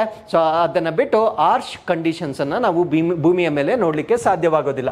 ಸೊ ಅದಾದ್ಮೇಲೆ ಎನರ್ಜಿ ಟ್ರಾನ್ಸ್ಮಿಷನ್ ಅಥವಾ ಶಕ್ತಿಯ ಪ್ರಸರಣ ಅಥವಾ ವರ್ಗಾವಣೆಯ ವ್ಯತ್ಯಾಸಗಳನ್ನ ನಾವು ನೋಡಿದಾಗ ಸ್ಪೇಸ್ ಬೇಸ್ಡ್ ಸೋಲಾರ್ ಪ್ಯಾನೆಲ್ಸ್ ಗಳಲ್ಲಿ transmits energy wirelessly to earth using microwave. So ಮೈಕ್ರೋವೇವ್ಗಳನ್ನು ಬಳಕೆ ಮಾಡುವ ಮುಖಾಂತರ ಯಾವುದೇ ವೈರ್ಗಳನ್ನು ಬಳಕೆ ಮಾಡದೆ ಶಕ್ತಿಯನ್ನ ನೇರವಾಗಿ ಟ್ರಾನ್ಸ್ಮಿಟ್ ಮಾಡಲಾಗುತ್ತೆ. So which can be directed to any location including remote areas and other planet. So ಈ ಒಂದು ಶಕ್ತಿಯನ್ನ ಯಾವುದೇ ದೂರವಾಗಿರ್ತಕ್ಕಂಥ ಪ್ರದೇಶ ಆಗಿರ್ಬೋದು, ಇನ್ನೊಂದು ಗ್ರಹಕ್ಕಾದ್ರೂ ನಾವು ಟ್ರಾನ್ಸ್ಫರ್ ಮಾಡಬಹುದಾಗಿರ್ತಕ್ಕಂಥ ಶಕ್ತಿಯನ್ನ ನಾವು ಸ್ಪೇಸ್ ಅಲ್ಲಿ ಕ್ಯಾಚ್ ಮಾಡ್ತಕ್ಕಂಥ ಸೌರ ಶಕ್ತಿಯಿಂದ ನಾವು ನೋಡಬಹುದಾಗಿರುತ್ತೆ. ಬಟ್ ಇಷ್ಟು ಒಂದು ಪೊಟೆನ್ಷಿಯಲ್ ಭೂಮಿಯ ಮೇಲೆ ಕ್ಯಾಚ್ ಮಾಡ್ತಕ್ಕಂಥ ಸೌರಶಕ್ತಿಗೆ ಇರೋದಿಲ್ಲ. ಸೊ ಈ ಒಂದು ಎನರ್ಜಿಯನ್ನ ಅಂದ್ರೆ ಭೂಮಿಯ ಮೇಲೆ ನಾವು ಟ್ರ್ಯಾಪ್ ಮಾಡ್ತಕ್ಕಂಥ ಸೌರ ಎನರ್ಜಿಯನ್ನ it is used locally or transmitted through traditional power grids, ಅಂದ್ರೆ ನಾವು ಸಾಂಪ್ರದಾಯಿಕವಾಗಿ ಬಳಸ್ತಾ ಇರ್ತಕ್ಕಂಥ ಒಂದು ಪವರ್ ಗ್ರಿಡ್ಸ್ ಏನಿರ್ತವೆ ಸೊ ಅದರ ಮುಖಾಂತರ ನಾವು ಟ್ರಾನ್ಸ್ಮಿಟ್ ಮಾಡ್ತೇವೆ. ಸೊ ಈ ರೀತಿಯ ಟ್ರಾನ್ಸ್ಮಿಷನ್ ಆದಾಗ ಆ ಎನರ್ಜಿ ಅಂತಕ್ಕಂಥದ್ದು ಲಾಸ್ ಆಗುತ್ತೆ. ಇದನ್ನೇ ನಾವು ಎನರ್ಜಿ ಟ್ರಾನ್ಸ್ಮಿಷನ್ ಲಾಸಸ್ ಅಂತ ಕರಿತೇವೆ, ಅಂದ್ರೆ ಶಕ್ತಿಯ ವರ್ಗಾವಣೆಯಲ್ಲಿ ಆಗ್ತಕ್ಕಂಥ ನಷ್ಟ ಅಂತ ಕರಿತೇವೆ. ಸೊ ಈ ಒಂದು ನಷ್ಟವನ್ನ ನಾವು ಭೂಮಿಯ ಮೇಲೆ ಇರ್ತಕ್ಕಂಥ ಸೌರ ಫಲಕಗಳಲ್ಲಿ ನಾವು ನೋಡಬಹುದಾಗಿರುತ್ತೆ. ಸೊ ಅದಾದ್ಮೇಲೆ ಇನ್ಫ್ರಾಸ್ಟ್ರಕ್ಚರ್ ಮತ್ತೆ ಕಾಸ್ಟ್ ಅನ್ನ ತೆಗೆದುಕೊಂಡಾಗ ಆಬ್ವಿಯಸ್ಲಿ ನಮಗೆ ಗೊತ್ತು. ಸೊ ಈ ಒಂದು ಈಗ ಜಪಾನ್ ಅವರು ಡೆವಲಪ್ ಮಾಡಿರ್ತಾ ಇರ್ತಕ್ಕಂಥ ಈ ಒಂದು ಟೆಕ್ನಾಲಜಿ ಸೊ ಅತ್ಯಂತ ನಾವೀನ್ಯವಾಗಿರುವುದರಿಂದ ಸೊ ಅದು ಡೆಫಿನೆಟ್ಲಿ ಎಕ್ಸ್ಪೆನ್ಸಿವ್ ಆಗಿರ್ತಕ್ಕಂಥ ಒಂದು ಟೆಕ್ನಾಲಜಿ ಆಗಿರುತ್ತೆ. So space based solar panels ಅಂತಕ್ಕಂಥದ್ದು ಅತ್ಯಂತ ದುಬಾರಿ ಆಗಿರ್ತಕ್ಕಂಥ ಒಂದು ತಂತ್ರಜ್ಞಾನವಾಗಿರುತ್ತೆ. ಸೊ ಗ್ರೌಂಡ್ ಬೇಸ್ಡ್ ತಂತ್ರಜ್ಞಾನ ಏನಿರುತ್ತೆ so infrastructure is well establish. So ನಮ್ಗೆ ಆಲ್ರೆಡಿ ಗೊತ್ತು. ಸೊ ಇದರ ಮೂಲ ಸೌಕರ್ಯವನ್ನ ನಾವು ಕಾಸ್ಟ್ ಎಫೆಕ್ಟಿವ್ ಆಗಿ ಹೇಗೆ ಡೆವಲಪ್ ಮಾಡ್ತಕ್ಕಂಥದ್ದು ಅಂತ ನಮ್ಗೆ ಗೊತ್ತಿರುತ್ತೆ. ಸೊ ಅದರಿಂದ ಸೊ ಇದು ಲೆಸ್ ಕಾಸ್ಟ್ಲಿ ಆಗಿರುತ್ತೆ ಅಥವಾ ಅತ್ಯಂತ ದುಬಾರಿ ಇಲ್ಲದೆ ಇರ್ತಕ್ಕಂಥ, ಅಂದ್ರೆ ನಾನು ಹೇಳ್ತಾ ಇರ್ತಕ್ಕಂಥದ್ದು ಹೋಲಿಕೆ ಮಾಡಿದಾಗ ಸೊ ಕಡಿಮೆ ವೆಚ್ಚವನ್ನ ಒಳಗೊಂಡಿರ್ತಕ್ಕಂಥ ಒಂದು ವ್ಯವಸ್ಥೆಯನ್ನ ನಾವು ಗ್ರೌಂಡ್ ಬೇಸ್ಡ್ ಸೋಲಾರ್ ಪ್ಯಾನಲ್ಸ್ ಗಳಲ್ಲಿ ನೋಡಬಹುದಾಗಿರುತ್ತೆ. So with this let's get in to question number 3. Himachal ಪ್ರದೇಶದ ಗೆಫಾಂಗ್ ಘಾಟ್ ಸರೋವರದ ಬೆಳವಣಿಗೆಗೆ ಕಾರಣವೇನು? So what is the likely reason for the growth of Gephang Ghat lake in Himachal Pradesh? So Himachal ಪ್ರದೇಶದಲ್ಲಿ ಒಂದು ಲೇಕ್ ಇರುತ್ತೆ. ಸೊ ಆ ಸರೋವರವನ್ನ ನಾವೇನಂತ ಕರಿತೇವೆ ಅಂದ್ರೆ ಗೆಫಾಂಗ್ ಸರೋವರ ಅಂತ ಕರಿತೇವೆ. ಸೊ ಈ ಒಂದು ಸರೋವರದ ವಿಸ್ತೀರ್ಣ ಬೆಳವಣಿಗೆ ಆಗಿರುತ್ತೆ. ಸೊ ಈ ಒಂದು ವಿಸ್ತೀರ್ಣ ಬೆಳವಣಿಗೆ ಆಗಿರ್ಲಿಕ್ಕೆ ಸೊ ಏನ್ ಕಾರಣ ಅಂತಕ್ಕಂಥದ್ದು ನಮ್ಮ ಪ್ರಶ್ನೆ ಆಗಿರುತ್ತೆ. ಸೊ ಈ ಪ್ರಶ್ನೆಗೆ ಸರಿಯಾದ ಉತ್ತರ ಹೆಚ್ಚುತ್ತಿರುವ ತಾಪಮಾನದಿಂದ ಹಿಮ ಕರಗುವಿಕೆ. So glacier melting due to rising temperature. So ತಾಪಮಾನ ಹೆಚ್ಚಾಗ್ತಾ ಇರುವ ಕಾರಣದಿಂದ ಹಿಮ ನದಿ ಏನಾಗುತ್ತೆ ಅಂದ್ರೆ ಹಿಮ ಕರಗುತ್ತೆ. ಆ ಹಿಮ ಕರಗಿರುವ ಕಾರಣದಿಂದ ಈ ಒಂದು ಸರೋವರದ ಗಾತ್ರ ಹೆಚ್ಚಾಗಿರ್ತಕ್ಕಂಥದ್ದನ್ನ ನಾವು ನೋಡಬಹುದಾಗಿರುತ್ತೆ. ಸೊ ಈ ಒಂದು ವರದಿಯನ್ನ ಕೊಟ್ಟಿರ್ತಕ್ಕಂಥವ್ರು ನಮ್ಮ ಇಸ್ರೋದವರು ಕೊಟ್ಟಿರ್ತಕ್ಕಂಥ ವರದಿ ಆಗಿರುತ್ತೆ. ಸೊ ಈ ಒಂದು ಸರೋವರ ಮುಂಚೆ ಇಷ್ಟೇ ಇತ್ತು. ಇದು ಸ್ಯಾಟಲೈಟ್ ಬೇಸ್ಡ್ ಡೇಟಾವನ್ನ ಉಪಯೋಗಿಸಿಕೊಂಡು ಕೊಟ್ಟಿರ್ತಕ್ಕಂಥ ದತ್ತಾಂಶವಾಗಿರುತ್ತೆ. ಸೊ ಮೊದಲು ಇಷ್ಟೇ ಇತ್ತು. ಸೊ ಇವಾಗ ಆಲ್ಮೋಸ್ಟ್ ಡಬಲ್ ಆಗಿರ್ತಕ್ಕಂಥದ್ದನ್ನ ನಾವು ನೋಡಬಹುದಾಗಿರುತ್ತೆ. ಸೊ ಈ ಒಂದು ಡಬಲ್ ಆಗಿರ್ತಕ್ಕಂಥ ರೀಸನ್ ಏನು ಅಂದ್ರೆ ಗ್ಲೇಷಿಯರ್ ಮೆಲ್ಟಿಂಗ್ ಏನಕ್ಕೆ ಆಗ್ತಾ ಇದೆ ಅಂದ್ರೆ ಸೊ ಈ ಒಂದು ಕ್ಲೈಮೇಟ್ ಚೇಂಜ್ ಅಥವಾ ಜಾಗತಿಕ ತಾಪಮಾನ ಆಗ್ತಾ ಇರುವ ಕಾರಣದಿಂದ ಹಿಮ ನದಿ ಕರಗುತ್ತಾ ಇರೋದ್ರಿಂದ ಅಥವಾ ಹಿಮ ಕರಗುತ್ತಿರುವ ಕಾರಣದಿಂದ ಸೊ ಈ ಒಂದು ಸರೋವರದ ಗಾತ್ರ ಹೆಚ್ಚಾಗ್ತಾ ಇರೋದನ್ನ ನಾವಿಲ್ಲಿ ನೋಡಬಹುದಾಗಿರುತ್ತೆ. So this report is given by ISRO. So ನಮ್ಮ ಭಾರತ ದೇಶದ ಇಸ್ರೋ ಕೊಟ್ಟಿರ್ತಕ್ಕಂಥ ಒಂದು ರಿಪೋರ್ಟ್ ಆಗಿರುತ್ತೆ. So glaciers in the Indian Himalayan region are melting at unprecedented rate. Unprecedented ಅಂದ್ರೆ ಅಭೂತಪೂರ್ವವಾಗಿ ನಮ್ಮ ಭಾರತ ದೇಶದಲ್ಲಿ ಈ ಒಂದು ಹಿಮ ಕರಗ್ತಾ ಇರ್ತಕ್ಕಂಥ ಒಂದು ವರದಿಯನ್ನ ಇಸ್ರೋದವರು ತಿಳಿಸಿರ್ತಕ್ಕಂಥದ್ದನ್ನ ನಾವಿಲ್ಲಿ ನೋಡಬಹುದಾಗಿರುತ್ತೆ. ಸೊ ಈ ಒಂದು ಡೇಟಾವನ್ನ decades of satellite imagery analysis ಅಂದ್ರೆ ದಶಕಗಳಿಂದ ಈ ಒಂದು ಉಪಗ್ರಹಗಳಿಂದ ನಾವು ಪಡೆದುಕೊಂಡಿರ್ತಕ್ಕಂಥ ಒಂದು ದತ್ತಾಂಶ ಏನಿರುತ್ತೆ ಆ ಒಂದು ದತ್ತಾಂಶವನ್ನ ವಿಶ್ಲೇಷಣೆ ಮಾಡುವ ಮುಖಾಂತರ ಕೊಟ್ಟಿರ್ತಕ್ಕಂಥ ಒಂದು ಮಾಹಿತಿ ಇದಾಗಿರುತ್ತೆ. So melting alarmingly fast leading to the significant expansion of the glacial lake. So ಈ ಒಂದು ಗ್ಲೇಷಿಯಲ್ ಲೇಕ್ಸ್ ಏನಿರ್ತವೆ ಸೊ ಇದು ಅತ್ಯಂತ ಮಹತ್ವಪೂರ್ಣವಾಗಿ ಅದರ ಗಾತ್ರ ಹೆಚ್ಚಾಗ್ತಾ ಇರುವುದನ್ನ ಸೊ ಈ ಒಂದು ದತ್ತಾಂಶದ ಮುಖಾಂತರ ಇಸ್ರೋ ನಮಗೆ ತಿಳಿಸ್ಕೊಟ್ಟಿರುತ್ತೆ. ಹಾಗಿದ್ರೆ ಈ ಒಂದು ಎಕ್ಸ್ಪ್ಯಾನ್ಷನ್ಗೆ ಅವರು ತೆಗೆದುಕೊಂಡಿರ್ತಕ್ಕಂಥ ಎಕ್ಸಾಂಪಲ್ ಏನು ಅಂದರೆ, ಸೊ ನಾನು ಕ್ವಶನ್ ಅಲ್ಲಿ ಕೊಟ್ಟಿರ್ತಕ್ಕಂಥ ಗೆಪಾಂಗ್ ಘಾಟ್ ಲೇಕ್ ಅಂತ ನಾವೇನು ಹೇಳ್ತೇವೆ, ಸೊ ಇದು ಇರ್ತಕ್ಕಂಥದ್ದು ಹಿಮಾಚಲ ಪ್ರದೇಶದಲ್ಲಿ. ಸೊ ಇದು ಎಷ್ಟು ಪರ್ಸೆಂಟೇಜ್ ಗ್ರೋತ್ ಆಗಿದೆ ಅಂದರೆ 178% ಲಾರ್ಜರ್ ಬಿಟ್ವೀನ್ 1989 ಟು 2022, ಅಂದರೆ 1989ರಿಂದ 2022 ವೇಳೆಗೆ 178% ಅಷ್ಟು ಅದು ಗ್ರೋ ಆಗಿರೋದನ್ನ ನಾವು ನೋಡ್ಬೋದಾಗಿರುತ್ತೆ. ಸೊ ಇದಕ್ಕೆ ಕಾರಣ ಗ್ಲೇಷಿಯಲ್ ಮೆಂಟಿಂಗ್ ಅಂತಕ್ಕಂಥದ್ದನ್ನ ನಾವಿಲ್ಲಿ ನೋಡ್ಬೋದಾಗಿರುತ್ತೆ. ಹಾಗಿದ್ರೆ ಇದರಿಂದ ಆಗ್ತಕ್ಕಂಥ ಎನ್ವೈರನ್ಮೆಂಟಲ್ ಕನ್ಸರ್ನ್ಸ್ ಅಥವಾ ಪರಿಸರದ ಮೇಲೆ ಆಗ್ತಕ್ಕಂಥ ತೊಂದರೆಗಳೇನು ಅಂತ ನಾವು ನೋಡೋದಾದ್ರೆ, swelling lakes not only indicate monumental environmental changes but elevated risk of the glacial lake outburst and floods. ಅಂದ್ರೆ ಇದು ಹವಾಮಾನ ಬದಲಾವಣೆಯನ್ನ ಮಾತ್ರ ನಮಗೆ ಸೂಚಿಸ್ತಾ ಇಲ್ಲ. ಸೊ ಈ ಒಂದು ಸರೋವರಗಳ ವಾಲ್ಯೂಮ್ ಏನ್ ಜಾಸ್ತಿ ಆಗ್ತಾ ಇದೆ, ಸೊ ಇದು ಮುಂದೊಂದು ದಿನ ಫ್ಲಡ್ಸ್ ಅಥವಾ ಪ್ರವಾಹಗಳಾಗಿ ಕನ್ವರ್ಟ್ ಆಗ್ತಕ್ಕಂಥ ಒಂದು ಸಾಧ್ಯತೆ ಇರುತ್ತೆ. ನಮಗೆ ಗೊತ್ತು ಪ್ರವಾಹಗಳಾದ್ರೆ ಎಷ್ಟು ನಷ್ಟ ಆಗ್ತಕ್ಕಂಥದ್ದು ಅನ್ನೋದನ್ನ ನಾವು ಆಲ್ರೆಡಿ ಎಕ್ಸ್ಪೀರಿಯನ್ಸ್ ಆಗಿರ್ತಕ್ಕಂಥದ್ದನ್ನ ನಾವು ನೋಡಬಹುದಾಗಿರುತ್ತೆ. So with this let's get into question number 4. ಬ್ರೆಜಿಲ್ನ ಮಳೆಕಾಡುಗಳಲ್ಲಿ ಇತ್ತೀಚೆಗೆ ಪತ್ತೆಯಾದ ಬೆಕ್ಕು ಜಾತಿಯ ವೈಜ್ಞಾನಿಕ ಹೆಸರೇನು? So what is the scientific name of the recently discovered cat species in Brazil's rain forest? So Brazil ನಲ್ಲಿರ್ತಕ್ಕಂಥ ಮಳೆಕಾಡುಗಳು ಅಂತ ನಾವೇನು ಹೇಳ್ತೇವೆ, ಸೊ ಇಲ್ಲಿ ಒಂದು ರೀಸೆಂಟ್ ಆಗಿ ಒಂದು ಹೊಸ ಬೆಕ್ಕು ಪತ್ತೆಯಾಗಿರುತ್ತೆ. ಆ ಬೆಕ್ಕಿನ ವೈಜ್ಞಾನಿಕ ಹೆಸರೇನು ಅನ್ನೋದು ನಮ್ಮ ಪ್ರಶ್ನೆ ಆಗಿರುತ್ತೆ. ಸೊ ಈ ಪ್ರಶ್ನೆಗೆ ಸರಿಯಾದ ಉತ್ತರ ಲೆಪರ್ಡಸ್ ಪಾರ್ಡಿನಾಯ್ಡ್ಸ್ ಅಂತ ಕರೀತೇವೆ. ಸೊ ಈ ಒಂದು ಬೆಕ್ಕು ಬ್ರೆಜಿಲ್ನ ಮಳೆಕಾಡುಗಳಲ್ಲಿ ಮೊಟ್ಟ ಮೊದಲ ಬಾರಿಗೆ ಪತ್ತೆಯಾಗಿರ್ತಕ್ಕಂಥ ಒಂದು ಪ್ರಾಣಿಯಾಗಿರುತ್ತೆ.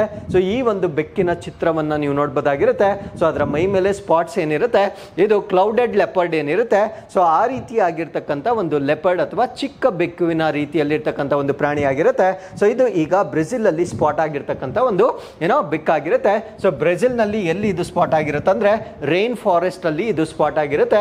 ಸೊ ಇದನ್ನ ನಾವು ಕ್ಲೌಡೆಡ್ ಟೈಗರ್ ಕ್ಯಾಟ್ ಅಂತ ಕರಿತೇವೆ, ಅಂದ್ರೆ ಮೋಡ ಟೈಗರ್ ಅಂತ ಹೇಳ್ತೇವೆ, ಮೋಡ ಹುಲಿ ಅಂತ ನಾವೇನು ಹೇಳ್ತೇವೆ. ಸೊ ಈ ರೀತಿಯಾಗಿರ್ತಕ್ಕಂಥ ಚಿಕ್ಕದಾದ ಬೆಕ್ಕನ್ನ ನಾವಿಲ್ಲಿ ನೋಡಿರ್ತೇವೆ. ಸೊ ಇದರ ವೈಜ್ಞಾನಿಕ ಹೆಸರೇನು ಅಂತ ನಾನು ಪ್ರಶ್ನೆಯಲ್ಲೇ ಡಿಸ್ಕಸ್ ಮಾಡಿರ್ತೇನೆ. ಸೊ ಇದರ ಗಾತ್ರವನ್ನ ನಾವು ನೋಡೋದಾದ್ರೆ, size of the domestic house cat, ಅಂದ್ರೆ ನಮ್ಮ ಮನೆಯಲ್ಲಿ ಇರ್ತಕ್ಕಂಥ ಒಂದು ಬೆಕ್ ಎಷ್ಟಿರುತ್ತೆ ಸರಿಸುಮಾರು ಅಷ್ಟೇ ಗಾತ್ರದಲ್ಲಿರ್ತಕ್ಕಂಥ ಒಂದು ಕ್ಯಾಟ್ ಅನ್ನ ಇಲ್ಲಿ ಡಿಸ್ಕವರ್ ಮಾಡಲಾಗಿರುತ್ತೆ. ಹಾಗಿದ್ರೆ ಇದರ ಕೋಟ್, ಇದರ ಮೈ ಮೇಲೆ ಇರ್ತಕ್ಕಂಥ ಒಂದು ಟೆಕ್ಸ್ಚರ್ ಅನ್ನ ನಾವು ನೋಡಿದಾಗ, ಅದರ ಮೈ ಮೇಲೆ ಇರ್ತಕ್ಕಂಥ ಒಂದು ವಿನ್ಯಾಸವನ್ನ ನೋಡಿದಾಗ, ಸೊ ಅದರಲ್ಲಿ ಯುನೀಕ್ ಆಗಿರ್ತಕ್ಕಂಥ ಸ್ಪಾಟ್ಸ್ ಗಳನ್ನ ನಾವು ನೋಡಬಹುದಾಗಿರುತ್ತೆ, ಅಂದ್ರೆ ವಿಶೇಷವಾಗಿರ್ತಕ್ಕಂಥ ಚುಕ್ಕೆಗಳನ್ನ ನಾವು ನೋಡಬಹುದಾಗಿರುತ್ತೆ. ಸೊ ಈ ಒಂದು ಚುಕ್ಕೆಗಳು ಏನಕ್ಕೆ ಸಹಾಯ ಮಾಡುತ್ತೆ ಅಂದ್ರೆ blend into its environment, ಅಂದ್ರೆ ಆ ಪರಿಸರದ ಜೊತೆಗೆ ಅದು ಕ್ಯಾಮೋಫ್ಲೇಜ್ ಆಗುತ್ತೆ. ಕ್ಯಾಮೋಫ್ಲೇಜ್ ಅಂದ್ರೆ ಆ ಪರಿಸರದಲ್ಲಿರ್ತಕ್ಕಂಥ ಒಣ ಎಲೆಗಳಿರ್ಬೋದು ಅಥವಾ ಒಣಗಿರೋ ಮರ ಇರ್ಬೋದು, ಸೊ ಅದ್ರ ಜೊತೆ ಅದೇನಾದ್ರೂ ಕೂತ್ಕೊಂಡ್ರೆ ಅದು ಇರ್ತಕ್ಕಂಥದ್ದು ಕೂಡ ನಮಗೆ ಕಾಣಿಸೋದಿಲ್ಲ. ಸೊ ಈ ಒಂದು ವ್ಯವಸ್ಥೆಯನ್ನ ನಾವು ಕ್ಯಾಮೋಫ್ಲೇಜ್ ಅಂತ ಕರಿತೇವೆ. ಏನಕ್ಕೆ ಈ ವ್ಯವಸ್ಥೆ ಇರುತ್ತೆ ಅಂದ್ರೆ ಹಂಟಿಂಗ್ ಅಥವಾ ಬೇಟೆ ಮಾಡಲಿಕ್ಕೆ ಅವು ಪರಿಸರದೊಂದಿಗೆ ಅದು ತನ್ನನ್ನ ತಾನು ಸೇರಿಸಿಕೊಳ್ಳುತ್ತೆ. ಆ ಒಂದು ಸೇರಿಸಿಕೊಳ್ಳಿಕ್ಕೆ ಈ ಒಂದು ಸ್ಪಾಟ್ಗಳು ಇದಕ್ಕೆ ಸಹಾಯ ಮಾಡುತ್ತೆ. ಸೊ ಅದಾದ್ಮೇಲೆ ಇದರ ಹ್ಯಾಬಿಟ್ಯಾಟ್ ಅಥವಾ ಆವಾಸ ಸ್ಥಾನವನ್ನ ನಾವು ನೋಡಿದಾಗ, ಸೊ ಪ್ರಸ್ತುತವಾಗಿ ಇದು ಬ್ರೆಜಿಲ್ ನಲ್ಲಿ ಪತ್ತೆ ಆಗಿದೆ, ಬಟ್ ಇದು ಆಲ್ರೆಡಿ ಬೇರೆ ಕಡೆ ಇರತಕ್ಕಂಥ ಒಂದು ಕ್ಯಾಟ್ ಆಗಿರುತ್ತೆ. ಹಾಗಿದ್ರೆ ಬೇರೆ ಕಡೆ ಎಲ್ಲೆಲ್ಲಿ ಇದನ್ನ ನಾವು ನೋಡಬಹುದು ಅಂದ್ರೆ cloud forest of the southern central American Andes mountain chains ಮತ್ತೆ ಕೋಸ್ಟಾರಿಕಾ ಟು ಅರ್ಜೆಂಟೀನಾ, ಅಂದ್ರೆ ಕೋಸ್ಟಾರಿಕಾದಿಂದ ಅರ್ಜೆಂಟೀನಾವರೆಗೆ ದಕ್ಷಿಣ ಮಧ್ಯ ಅಮೆರಿಕ ಮತ್ತು ಆಂಡಿಯನ್ ಪರ್ವತ ಸರಪಳಿಗಳ ಮೋಡದ ಕಾಡುಗಳಲ್ಲಿ ಸೊ ಈ ಒಂದು ಬೆಕ್ಕನ್ನ ನಾವು ಸರ್ವೇ ಸಾಮಾನ್ಯವಾಗಿ ನೋಡಬಹುದಾಗಿರುತ್ತೆ. ಸೊ ಈ ಒಂದು ಪ್ರಾಣಿಗೆ ಇರತಕ್ಕಂಥ ಥ್ರೆಟ್ಸ್ ಏನು ಅಂದ್ರೆ ಆಬ್ವಿಯಸ್ಲಿ ನಮಗೆ ಗೊತ್ತು, ಹ್ಯಾಬಿಟ್ಯಾಟ್ ಲಾಸ್, ಅಂದ್ರೆ ನಾವು ಅರಣ್ಯ ನಾಶವನ್ನ ಮಾಡ್ತಾ ಇರುವ ಕಾರಣದಿಂದ ಸೊ ಅದರ ಆವಾಸ ಸ್ಥಾನದ ಕೊರತೆ ಆಗ್ತಾ ಇರ್ತಕ್ಕಂಥದ್ದು, ಹಂಟಿಂಗ್ ಮಾಡ್ತಾ ಇರ್ತಕ್ಕಂಥದ್ದು. ಸೊ ಇವೆಲ್ಲ ಕಾರಣಗಳಿಂದ ಈ ಒಂದು ಬೆಕ್ಕಿನ ಸಂತತಿ ಕಡಿಮೆ ಆಗ್ತಾ ಇರ್ತಕ್ಕಂಥದ್ದನ್ನ ನಾವು ನೋಡಬಹುದಾಗಿರುತ್ತೆ. So as I told you before, ಈ ಒಂದು ಬೆಕ್ಕು ಪತ್ತೆ ಆಗಿರ್ತಕ್ಕಂಥದ್ದು ಬ್ರೆಜಿಲ್ ನಲ್ಲಿ. ಸೊ ಹಾಗಿದ್ರೆ ಬ್ರೆಜಿಲ್ಗೆ ಸಂಬಂಧಪಟ್ಟಂತೆ ಸ್ವಲ್ಪ ಬೇಸಿಕ್ ಇನ್ಫಾರ್ಮೇಶನ್ ಅನ್ನ ತಿಳ್ಕೊಳ್ಳೋದಾದ್ರೆ, ಸೊ ಬ್ರೆಜಿಲ್ ಅಂತಕ್ಕಂಥದ್ದು ಸೌತ್ ಅಮೆರಿಕದಲ್ಲಿ ಬರ್ತಕ್ಕಂಥ ಬೃಹತ್ ಆಗಿರ್ತಕ್ಕಂಥ ಒಂದು ರಾಷ್ಟ್ರವಾಗಿರುತ್ತೆ. ಸೊ ಈ ಒಂದು ರಾಷ್ಟ್ರದ ಇನ್ನೊಂದು ಇಂಪಾರ್ಟೆನ್ಸ್ ಏನು ಅಂದ್ರೆ, ಈ ಒಂದು ಸೌತ್ ಅಮೆರಿಕದಲ್ಲಿ ಬರ್ತಕ್ಕಂಥ ಎರಡು ರಾಷ್ಟ್ರಗಳನ್ನ ಹೊರತುಪಡಿಸಿ ಯಾವ್ದ್ಯಾವ್ದು ಅಂದ್ರೆ, ಸೊ ಈ ಭಾಗದಲ್ಲಿ ನಾವು ಈಕ್ವಿಯೇಡರ್ ಅನ್ನ ನೋಡಬಹುದಾಗಿರುತ್ತೆ. ಸೊ ಈ ಭಾಗದಲ್ಲಿ ನಾವು ಚಿಲಿಯನ್ನ ನೋಡಬಹುದಾಗಿರುತ್ತೆ. ಸೊ ಇವೆರಡು ರಾಷ್ಟ್ರಗಳನ್ನ ಹೊರತುಪಡಿಸಿ ಮಿಕ್ಕಿದ ಎಲ್ಲ ರಾಷ್ಟ್ರಗಳೊಂದಿಗೆ ತನ್ನ ಬಾರ್ಡರ್ ಅನ್ನ ಶೇರ್ ಮಾಡಿಕೊಳ್ತಕ್ಕಂಥ ಒಂದು ರಾಷ್ಟ್ರ ಆಗಿರುತ್ತೆ. ಹಾಗಿದ್ರೆ ಯಾವ ಯಾವ ರಾಷ್ಟ್ರಗಳೊಂದಿಗೆ ತನ್ನ ಗಡಿಯನ್ನ ಶೇರ್ ಮಾಡ್ಕೊಳ್ಳುತ್ತೆ ಅನ್ನೋದನ್ನ ನಾವು ಇಲ್ಲಿ ನೋಡೋದಾದ್ರೆ, ಸೊ ಈ ಕಡೆಯಿಂದ ಸ್ಟಾರ್ಟ್ ಮಾಡಿದ್ರೆ Venezuela, Guyana, Suriname, French Guiana. So ಅದಾದ್ಮೇಲೆ ಈ ಕಡೆ ನಾವು ಅಟ್ಲಾಂಟಿಕ್ ಓಷನ್ ಅನ್ನ ನೋಡಬಹುದಾಗಿರುತ್ತೆ. So this side we can say Uruguay, ಅದಾದ್ಮೇಲೆ ಅರ್ಜೆಂಟೈನಾ, ಪರಗ್ವೆ, ಬೊಲಿವಿಯಾ, ಪೆರು ಮತ್ತೆ ಕೊಲಂಬಿಯಾ. ಸೊ ಇಷ್ಟು ರಾಷ್ಟ್ರಗಳೊಂದಿಗೆ ತನ್ನ ಗಡಿಯನ್ನ ಶೇರ್ ಮಾಡ್ಕೊಳ್ತಕ್ಕಂಥ ಒಂದು ರಾಷ್ಟ್ರ ಇದಾಗಿರುತ್ತೆ. ಸೊ ಈ ಒಂದು ರಾಷ್ಟ್ರದ ಕ್ಯಾಪಿಟಲ್ ಸಿಟಿಯನ್ನ ನಾವು ಬ್ರೆಸಿಲಿಯಾ ಅಂತ ಕರಿತೇವೆ. ಸೊ ಈ ಒಂದು ರಾಷ್ಟ್ರದಲ್ಲಿ ಒಂದು ರೈನ್ ಫಾರೆಸ್ಟ್ ಅಂತ ಇರುತ್ತೆ. ಈ ರೈನ್ ಫಾರೆಸ್ಟ್ ಅಲ್ಲಿ ಈಗ ಒಂದು ಕ್ಯಾಟ್ ಅಥವಾ ವಿಶೇಷವಾಗಿರ್ತಕ್ಕಂಥ ಒಂದು ಬೆಕ್ಕು ಪತ್ತೆ ಆಗಿರ್ತಕ್ಕಂಥದ್ದನ್ನ ನಾವು ನೋಡಬಹುದಾಗಿರುತ್ತೆ. ಸೊ ಹಾಗಿದ್ರೆ this new species highlights the rich biodiversity of the Brazil. So ಈ ಒಂದು ಸ್ಪೀಶೀಸ್ ಅಲ್ಲಿ ಪತ್ತೆ ಆಗಿರ್ತಕ್ಕಂಥದ್ದು ಅಲ್ಲಿರ್ತಕ್ಕಂಥ ಶ್ರೀಮಂತಿಕೆಯ ಅಂದ್ರೆ ಜೀವ ವೈವಿಧ್ಯತೆಯ ಶ್ರೀಮಂತಿಕೆಯ ಒಂದು ಉದಾಹರಣೆಯಾಗಿ ಈ ಒಂದು ಬೆಕ್ಕನ್ನು ನಾವಿಲ್ಲಿ ಕನ್ಸಿಡರ್ ಮಾಡಬಹುದಾಗಿರುತ್ತೆ. So with this let's get into question number 5. ನಮ್ಮ ಸೌರವ್ಯೂಹದೊಳಗೆ ಪತ್ತೆಯಾಗದ ಗ್ರಹಕ್ಕೆ ನೀಡಿದ ಕಾಲ್ಪನಿಕ ಹೆಸರೇನು? ಪತ್ತೆಯಾಗಿರುವ ಸೊ ಗ್ರಹಕ್ಕೆ ನೀಡಿರ್ತಕ್ಕಂಥ ಹೆಸರೇನು? So what is the hypothetical name given to the undiscovered planet within our solar system? ಅಂದ್ರೆ ಅದಿನ್ನೂ ನಾವು ಪ್ಲಾನೆಟ್ ಅಂತ ಇನ್ನೂ ಡಿಕ್ಲೇರ್ ಮಾಡಲಿಲ್ಲ, ಅದಕ್ಕೋಸ್ಕರ ಇದನ್ನ ನಾವು ಪತ್ತೆಯಾಗದ ಅಂತ ಹೇಳ್ತೇವೆ. ಸೊ ಅದು ಒಂದ್ಸತಿ ಡಿಕ್ಲೇರ್ ಆದ್ಮೇಲೆ ಅದನ್ನ ನಾವು ಪತ್ತೆಯಾದ ಅಂತ ಚೇಂಜ್ ಮಾಡ್ತೇವೆ. ಸೊ ಈಗ ಡಿಸ್ಕವರ್ ಆಗಿರ್ತಕ್ಕಂಥ ಪ್ಲಾನೆಟ್ಗೆ ಒಂದು ಹೈಪೋಥ್ಯಾಟಿಕಲ್ ಹೆಸರನ್ನ ಕೊಟ್ಟಿರ್ತಾರೆ. ಹೈಪೋಥ್ಯಾಟಿಕಲ್ ಅಂದ್ರೆ ಸೊ ಅದನ್ನ ರಿಯಲ್ ಆಗಿ ಪ್ರೂವ್ ಆಗ್ತಕ್ಕಂಥದ್ದು ಬಾಕಿ ಇರುತ್ತೆ. ಸೊ ಹಾಗಿದ್ರೆ ಈ ಒಂದು ಪ್ಲಾನೆಟ್ಗೆ ಏನಂತ ನಾಮಕರಣ ಮಾಡಿದ್ದಾರೆ ಅನ್ನೋದು ನಮ್ಮ ಪ್ರಶ್ನೆ ಆಗಿರುತ್ತೆ. ಸೊ ಈ ಪ್ರಶ್ನೆಗೆ ಸರಿಯಾದ ಉತ್ತರ ಪ್ಲಾನೆಟ್ 9 ಅಂತ ಇದಕ್ಕೆ ನಾಮಕರಣ ಮಾಡಿರ್ತಾರೆ. ಸೊ ಈ ಒಂದು ಪ್ಲಾನೆಟ್ ಬಗ್ಗೆ ನಾವು ಸಂಪೂರ್ಣ ಮಾಹಿತಿಯನ್ನ ಅಲ್ಲಿ ಡಿಸ್ಕಸ್ ಮಾಡ್ತಾ ಬರೋಣ. ಸೊ ಈ ಒಂದು ಪ್ಲಾನೆಟ್ ಹೇಗೆ ಡಿಸ್ಕವರಿ ಆಯಿತು ಅಂತ ನಾವು ನೋಡೋದಾದ್ರೆ ಸೊ ಇಲ್ಲಿ ಟ್ರಾನ್ಸ್ ನೆಪ್ಚೂನಿಯನ್ ಆಬ್ಜೆಕ್ಟ್ಸ್ ಅಂತ ಕರಿತೇವೆ. ಫಾರ್ ಎಕ್ಸಾಂಪಲ್ ಈ ಚಿತ್ರದಲ್ಲಿ ನಾವು ನೋಡಬಹುದಾಗಿರುತ್ತೆ. ಸೊ ನಮಗೆ ಪ್ರಸ್ತುತವಾಗಿರ್ತಕ್ಕಂಥ ಕೊನೆಯ ಗ್ರಹ ಯಾವ್ದಾಗಿರುತ್ತೆ ಅಂದ್ರೆ ನೆಪ್ಚೂನ್ ಆಗಿರುತ್ತೆ. ಸೊ ನೆಪ್ಚೂನ್ನ ನಂತರದಲ್ಲಿರ್ತಕ್ಕಂಥ ವಸ್ತುಗಳನ್ನ ಡಿಸ್ಕವರಿ ಮಾಡುವ ಸಮಯದಲ್ಲಿ ಇನ್ನೊಂದು ಪ್ಲಾನೆಟ್ ಇರಬಹುದು ಅಂತಕ್ಕಂಥ ಒಂದು ಮಾಹಿತಿಯನ್ನ ಈಗ ಪತ್ತೆ ಹಚ್ಚಿರ್ತಾರೆ. ಸೊ ಈ ಒಂದು ಪ್ಲಾನೆಟ್ಗೆ ಏನಂತ ನಾಮಕರಣ ಮಾಡಿರ್ತಾರೆ ಅಂದ್ರೆ ಪ್ರಸ್ತುತವಾಗಿ ಅದಕ್ಕೆ ಪ್ಲಾನೆಟ್ 9 ಅಂತ ನಾಮಕರಣ ಮಾಡಿರ್ತಾರೆ. ಸೊ ಇಲ್ಲಿ ನಾವು ಸೂರ್ಯನನ್ನ ನೋಡಬಹುದಾಗಿರುತ್ತೆ. ಸೊ ಇಲ್ಲಿ ನಾವು ನೆಪ್ಚೂನ್ ಆರ್ಬಿಟ್ ಅನ್ನ ನಾವು ನೋಡಬಹುದಾಗಿರುತ್ತೆ. ಸೊ ಈ ನೆಪ್ಚೂನ್ ಆರ್ಬಿಟ್ ನ ಹೊರಗಡೆ ಸೊ ಇನ್ನೊಂದು ಬೃಹತ್ ಆಗಿರ್ತಕ್ಕಂಥ ಒಂದು ಆರ್ಬಿಟ್ ಅನ್ನ ನಾವು ನೋಡಬಹುದಾಗಿರುತ್ತೆ. ಸೊ ಈ ಒಂದು ಆರ್ಬಿಟ್ ನಲ್ಲಿ ಇರ್ತಕ್ಕಂಥ ಒಂದು ಪ್ಲಾನೆಟ್ ಅನ್ನ ಪ್ಲಾನೆಟ್ 9 ಅಂತ ಈಗ ಒಂದು ಹೈಪೋಥ್ಯಾಟಿಕಲ್ ನೇಮ್ ಅನ್ನ ಮಾಡಿರ್ತಾರೆ. ಸೊ ಅದೇನಾದ್ರೂ ನಿಜವಾಗ್ಲೂ ಪ್ಲಾನೆಟ್ ಅಂತ ಪ್ರೂವ್ ಮಾಡಿದ ನಂತರ ಸೊ ಅದಕ್ಕೆ ಒಂದು ವಿಶೇಷವಾಗಿರ್ತಕ್ಕಂಥ ಹೆಸರನ್ನ ಕೊಡ್ತಕ್ಕಂಥದ್ದನ್ನ ನಾವು ನೋಡಬಹುದಾಗಿರುತ್ತೆ. So as I told you before, Neptune ಇಂದ ಆಚೆ ಇರ್ತಕ್ಕಂಥ ವಸ್ತುಗಳನ್ನ ಡಿಸ್ಕವರಿ ಮಾಡುವ ಸಮಯದಲ್ಲಿ ಪತ್ತೆ ಆಗಿರ್ತಕ್ಕಂಥ ಒಂದು ಪ್ಲಾನೆಟ್ ಇದಾಗಿರುತ್ತೆ. So scientist have announce the discovery of compelling evidences for the presence of an undiscovered planet within our solar system. ಅಂದ್ರೆ ವಿಜ್ಞಾನಿಗಳು ಒಂದು ಪ್ಲಾನೆಟ್ ಇದೆ ಅಂತಕ್ಕಂಥ ಒಂದು ಮಾಹಿತಿಯನ್ನ ದೃಢವಾಗಿ ನಂಬತಕ್ಕಂಥ ಒಂದು ಎವಿಡೆನ್ಸ್ ಅನ್ನ ಪ್ರೊಡ್ಯೂಸ್ ಮಾಡ್ತಾ ಇದ್ದಾರೆ. ಸೊ ಇದಕ್ಕೆ ಒಂದು ಹೈಪೋಥ್ಯಾಟಿಕಲ್ ಪ್ಲಾನೆಟ್ ಅಂತ ಕರೀತಾರೆ. ಸೊ ಅದಕ್ಕೆ ಕೊಟ್ಟಿರ್ತಕ್ಕಂಥ ನೇಮ್ ಏನು ಅಂದ್ರೆ ಪ್ಲಾನೆಟ್ 9 ಅಂತ ಇದಕ್ಕೆ ನಾಮಕರಣ ಮಾಡಿರ್ತಾರೆ. So it has certain peculiar behaviours observed. ಅಂದ್ರೆ ಸ್ವಲ್ಪ ವಿಚಿತ್ರವಾಗಿರ್ತಕ್ಕಂಥ ಒಂದು ಬಿಹೇವಿಯರ್ ಅನ್ನ ಹೊಂದಿರತಕ್ಕಂಥ ಪ್ಲಾನೆಟ್ ಅನ್ನ ಈಗ ವಿಜ್ಞಾನಿಗಳು ಪತ್ತೆ ಹಚ್ಚಿರ್ತಕ್ಕಂಥದ್ದನ್ನ ನಾವು ನೋಡಬಹುದಾಗಿರುತ್ತೆ. So it is found that there is a strong statistical evidence. ಅಂದ್ರೆ ಅದು ಪ್ಲಾನೆಟ್ ಅಂತ ಪ್ರೂವ್ ಮಾಡಲಿಕ್ಕೆ ಈ ಒಂದು ಪ್ಲಾನೆಟ್ ಅಂತ ಪ್ರೂವ್ ಮಾಡಲಿಕ್ಕೆ ಸೊ ಪ್ರಬಲವಾಗಿರ್ತಕ್ಕಂಥ ಅಂಕಿ ಅಂಶಗಳು ಮತ್ತು ಪುರಾವೆಗಳನ್ನ ಸೈಂಟಿಸ್ಟ್ಗಳು ಹೊಂದಿದ್ದಾರೆ ಅಂತಕ್ಕಂಥ ಮಾಹಿತಿಯನ್ನ ನಾವಿಲ್ಲಿ ನೋಡಬಹುದಾಗಿರುತ್ತೆ. ಸೊ ಇದನ್ನ ಪತ್ತೆ ಮಾಡಿರ್ತಕ್ಕಂಥದ್ದು TNOs ಅಂತ ಕರಿತೇವೆ. TNOs ಅಂದ್ರೆ ಟ್ರಾನ್ಸ್ ನೆಪ್ಚೂನಿಯನ್ ಆಬ್ಜೆಕ್ಟ್ಸ್ ಅಂತ ಕರಿತೇವೆ. ಸೊ ನೆಪ್ಚೂನ್ ಇಂದ ಹೊರಗಡೆ ಇರ್ತಕ್ಕಂಥ ವಸ್ತುಗಳನ್ನ ಡಿಸ್ಕವರಿ ಮಾಡುವ ಸಮಯದಲ್ಲಿ ಸೊ ಈ ರೀತಿಯಾಗಿರ್ತಕ್ಕಂಥ ಒಂದು ಆಬ್ಜೆಕ್ಟ್ ಪತ್ತೆ ಆಗಿದೆ ಅಂತಕ್ಕಂಥ ಮಾಹಿತಿಯನ್ನ ನಾವಿಲ್ಲಿ ನೋಡಬಹುದಾಗಿರುತ್ತೆ. So with this let's get into question number 6. ಯಾವ ನಾಸಾ ಮಿಷನ್ ಚಂದ್ರನ ಮೇಲೆ ಸಸ್ಯ ಕೃಷಿ ಸಾಧ್ಯತೆಯನ್ನು ಅನ್ವೇಷಿಸಲು ಹೊಂದಿಸಲಾಗಿದೆ? So which NASA's mission is set to explore the possibility of plant cultivation on moon? So ಚಂದ್ರನ ಮೇಲೆ ಗಿಡಗಳನ್ನ ಬೆಳೆಸ್ತಕ್ಕಂಥ ಒಂದು ಪ್ರಯತ್ನವನ್ನ ನಾಸಾದವರು ಮಾಡ್ತಾ ಇರ್ತಕ್ಕಂಥ ಯಾವ ಕಾರ್ಯಾಚರಣೆಯ ಮುಖಾಂತರ ಪ್ರಯತ್ನ ಮಾಡ್ತಾ ಇದ್ದಾರೆ ಅನ್ನೋದು ನಮ್ಮ ಪ್ರಶ್ನೆ ಆಗಿರುತ್ತೆ. ಸೊ ಈ ಪ್ರಶ್ನೆಗೆ ಸರಿಯಾದ ಉತ್ತರ ಆರ್ಟಿಮಿಸ್ 3ನ ಮುಖಾಂತರ ಸೊ ಈ ಒಂದು ಚಂದ್ರನ ಮೇಲೆ ಸಸ್ಯಗಳನ್ನ ನೆಡ್ತಕ್ಕಂಥ ಒಂದು ಪ್ರಯತ್ನವನ್ನ ಮಾಡ್ತಾ ಇದ್ದಾರೆ. ಸೊ ಈ ಒಂದು ಪೇಲೋಡ್ ಅನ್ನ ಏನಂತ ಕರೀತೇವೆ ಅನ್ನೋದ್ರ ಬಗ್ಗೆ ಸೊ ನಾವಿಲ್ಲಿ ಸಂಪೂರ್ಣ ಮಾಹಿತಿಯನ್ನ ಡಿಸ್ಕಸ್ ಮಾಡ್ತಾ ಬರೋಣ. ಸೊ ಈ ಒಂದು ಮಿಷನ್ ಅನ್ನ ನಾವೇನಂತ ಕರಿತೇವೆ ಅಂದ್ರೆ ನಾಸಾದವರ ಆರ್ಟಿಮಿಸ್ 3 ಅಂತ ಕರಿತೇವೆ. ಸೊ ಈ ಒಂದು ನಾಸಾದ ಆರ್ಟಿಮಿಸ್ 3 ಅಲ್ಲಿ ಅವ್ರು ಏನನ್ನ ಟ್ರೈ ಮಾಡ್ತಾ ಇದ್ದಾರೆ ಅಂದ್ರೆ ಪ್ಲಾಂಟ್ ಕಲ್ಟಿವೇಶನ್ ಆನ್ ಮೂನ್, ಅಂದ್ರೆ ಚಂದ್ರನ ಮೇಲೆ ಸಸ್ಯಗಳನ್ನ ಬೆಳೆಸ್ತಕ್ಕಂಥ ಒಂದು ಪ್ರಯತ್ನವನ್ನ ನಾಸಾದವರು ಈಗ ಟ್ರೈ ಮಾಡ್ತಾ ಇದ್ದಾರೆ.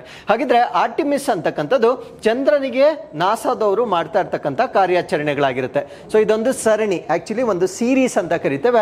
ಆರ್ಟಿಮಿಸ್ 1, ಆರ್ಟಿಮಿಸ್ 2, ಆರ್ಟಿಮಿಸ್ 3 ಅಂತ. ಸೊ ಒಂದು ಸೀರೀಸ್ ಆಫ್ ಕಾರ್ಯಾಚರಣೆಗಳನ್ನ ಅವರು ಲಾಂಚ್ ಮಾಡ್ತಾ ಇದ್ದಾರೆ. ಸೊ ಇದರಲ್ಲಿ ಆಲ್ರೆಡಿ ಕಂಪ್ಲೀಟ್ ಆಗಿರ್ತಕ್ಕಂಥದ್ದು ಆರ್ಟಿಮಿಸ್ 1, ಇದನ್ನ 2022 ಅಲ್ಲಿ ಕಂಪ್ಲೀಟ್ ಮಾಡಿರ್ತಾರೆ. So first uncrewed test flight of integrated space launch system rocket and its Orion crew capsule. ಅಂದ್ರೆ ಇದನ್ನ ನಾವು ಅನ್ಕ್ರೂಡ್ ಅಂತ ಕರಿತೇವೆ. ಅಂದ್ರೆ ಯಾವುದೇ ರೀತಿಯ ಖಗೋಳ ಶಾಸ್ತ್ರಜ್ಞರನ್ನ ಕಳಿಸದೆ ಮಾಡಿರ್ತಕ್ಕಂಥ ಒಂದು ಕಾರ್ಯಾಚರಣೆಯನ್ನ ನಾವು ಆರ್ಟಿಮಿಸ್ 1 ಅಂತ ಕರಿತೇವೆ ಇನ್ 2022. ಸೊ ಆರ್ಟಿಮಿಸ್ 2 ಅಂತಕ್ಕಂಥದ್ದು 2024ರಲ್ಲಿ ಅಂದ್ರೆ ಈ ವರ್ಷದಲ್ಲಿ ಸ್ಕೆಡ್ಯೂಲ್ ಆಗಿರ್ತಕ್ಕಂಥ ಒಂದು ಮಿಷನ್ ಆಗಿರುತ್ತೆ. ಸೊ ಇದನ್ನ ನಾವು first crewed flight around the Moon ಅಂತ ಕರಿತೇವೆ. ಅಂದ್ರೆ ಚಂದ್ರ ಏನಿರುತ್ತೆ ಸೊ ಅದರ ಸುತ್ತಲೂ ಸುತ್ತತಕ್ಕಂಥ ಖಗೋಳ ಶಾಸ್ತ್ರಜ್ಞರನ್ನು ಹೊಂದಿರತಕ್ಕಂಥ ಒಂದು ಮಿಷನ್ ಅನ್ನ ನಾವೇನಂತ ಕರಿತೀವಿ ಅಂದ್ರೆ ಆರ್ಟಿಮಿಸ್ 2 ಅಂತ ಕರಿತೇವೆ. ಸೊ ನಾವಿವತ್ತು ಡಿಸ್ಕಸ್ ಮಾಡ್ತಾ ಇರ್ತಕ್ಕಂಥದ್ದು ಆರ್ಟಿಮಿಸ್ 3 ಆಗಿರುತ್ತೆ. ಸೊ ಇದನ್ನ ಪ್ರಾಬಬಲಿ 2025 ಅಥವಾ 26ಗೆ ಲಾಂಚ್ ಮಾಡ್ತಕ್ಕಂಥ ಒಂದು ಸ್ಕೆಡ್ಯೂಲ್ ಆಗಿರುತ್ತೆ. ಸೊ ಇದು first crewed flight to land on the moon surface, ಅಂದ್ರೆ ಚಂದ್ರನ ಮೇಲ್ಮೈ ಮೇಲೆ ಜನರನ್ನ ಕರೆದುಕೊಂಡು ಹೋಗ್ತಕ್ಕಂಥ ಒಂದು ಮಿಷನ್ ಆಗಿ ನಾವು ಈ ಒಂದು ಕಾರ್ಯಾಚರಣೆಯನ್ನ ನೋಡ್ಬೋದಾಗಿರುತ್ತೆ. ಸೊ ಏನಕ್ಕೆ ಇದನ್ನ ಮಾಡ್ತಾ ಇದ್ದಾರೆ ಅನ್ನೋದನ್ನ ನಾವಿಲ್ಲಿ ತಿಳ್ಕೊಳ್ತಾ ಬರೋಣ. ಸೊ ಏನಕ್ಕೆ ಮಾಡ್ತಾ ಇದ್ದಾರೆ ಅಂತ ನಮ್ಗೆ ಆಲ್ರೆಡಿ ಗೊತ್ತಾಯ್ತು. To find out the possibility of cultivation of plants on the moon. So ಚಂದ್ರನ ಮೇಲೆ ಸಸ್ಯಗಳನ್ನ ಬೆಳಿಲಿಕ್ಕೆ ಸಾಧ್ಯವಿದೆಯಾ ಇಲ್ವಾ ಅನ್ನೋದನ್ನ ಪರೀಕ್ಷೆ ಮಾಡ್ತಕ್ಕಂಥ ಒಂದು ಮಿಷನ್ ಆಗಿರುತ್ತೆ.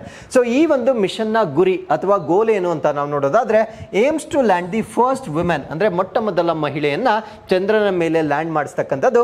And first person of colour on moon. Of colour ಅಂದ್ರೆ ಸೊ ಅಮೇರಿಕನ್ ಅನ್ನ ಹೊರತುಪಡಿಸಿ ಬೇರೆ ರಾಷ್ಟ್ರದವರನ್ನ ನಾಸಾದವರು ಕಳಿಸ್ತಕ್ಕಂಥದ್ದು, ಅಂದ್ರೆ ಚಂದ್ರನಿಗೆ ಕಳಿಸ್ತಕ್ಕಂಥ ಮೊಟ್ಟ ಮೊದಲ ಪ್ರಾಜೆಕ್ಟ್ ಆಗಿ ನಾವು ಆರ್ಟಿಮಿಸ್ 3 ಅನ್ನ ನೋಡಬಹುದಾಗಿರುತ್ತೆ.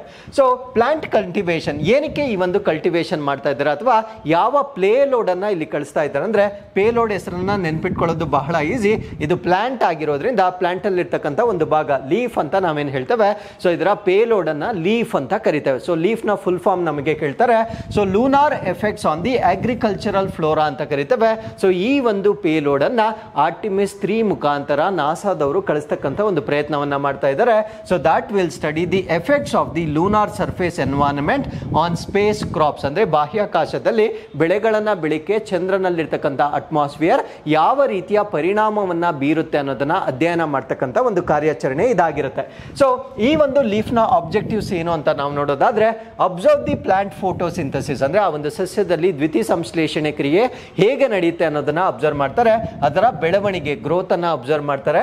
ಅಂಡ್ ಸಿಸ್ಟಮೆಟಿಕ್ ಸ್ಟ್ರೆಸ್ ರೆಸ್ಪಾನ್ಸ್, ಅಂದ್ರೆ ಅಲ್ಲಿರ್ತಕ್ಕಂಥ ವಾತಾವರಣದ ಒಂದು ಕಂಡೀಷನ್ಸ್ ಏನಿರ್ತವೆ ಸೊ ಅಲ್ಲಿ ಬರ್ತಕ್ಕಂಥ ಸ್ಟ್ರೆಸ್ ಅನ್ನ ಆ ಗಿಡಗಳು ಹೇಗೆ ಮ್ಯಾನೇಜ್ ಮಾಡ್ತವೆ, ಸೊ ಇವೆಲ್ಲವನ್ನ ಐಡೆಂಟಿಫೈ ಮಾಡ್ತಕ್ಕಂಥದ್ದು ಸೊ ಈ ಒಂದು ಎಕ್ಸ್ಪೆರಿಮೆಂಟ್ ಅನ್ನ ಉದ್ದೇಶವಾಗಿರುತ್ತೆ. ಹಾಗಿದ್ರೆ ಇದರ ಪ್ರಾಮುಖ್ಯತೆ ಏನು, ಏನಕ್ಕೆ ನಾವಲ್ಲಿ ಸಸ್ಯಗಳನ್ನ ಬೆಳೆದು ಪ್ರಯತ್ನವನ್ನ ಮಾಡಬೇಕಾಗಿರುತ್ತೆ ಅಂದ್ರೆ scientist to understand can be used for human nutrition and life support on the lunar surface and beyond. ಅಂದ್ರೆ ಚಂದ್ರನ ಮೇಲೆ ನಾವು ಕಾರ್ಯಾಚರಣೆಗಳನ್ನ ಮಾಡಿದಾಗ ನಾವು ಕ್ರಿಯೂ ಅನ್ನ ಏನ್ ಕಳಿಸ್ತೇವೆ ಅಂದ್ರೆ ವಿಜ್ಞಾನಿಗಳನ್ನ ನಾವು ಚಂದ್ರನಿಗೆ ಏನ್ ಕಳಿಸ್ತೇವೆ ಸೊ ಅವರಿಗೆ ಪೋಷಣೆಯನ್ನ ನೀಡ್ತಕ್ಕಂಥ ಒಂದು ಪ್ರಯತ್ನವನ್ನ ನಾವು ಅಲ್ಲೇ ಪ್ರೊವೈಡ್ ಮಾಡಬಹುದಾಗಿರುತ್ತೆ. ಸೊ ಈ ಒಂದು ಕಾರಣದಿಂದ ಲೀಫ್ ಅಂತಕ್ಕಂಥ ಒಂದು ಪೇಲೋಡ್ ಅನ್ನ ಆರ್ಟಿಮಿಸ್ 3 ನ ಮುಖಾಂತರ ಸಸ್ಯಗಳನ್ನ ಬೆಳವಣಿಗೆ ಮಾಡ್ಲಿಕ್ಕೆ ಆಗುತ್ತಾ ಇಲ್ವಾ ಅನ್ನೋದನ್ನ ಪರೀಕ್ಷೆ ಮಾಡ್ತಕ್ಕಂಥ ಒಂದು ಕಾರ್ಯಾಚರಣೆ ಇದಾಗಿರುತ್ತೆ.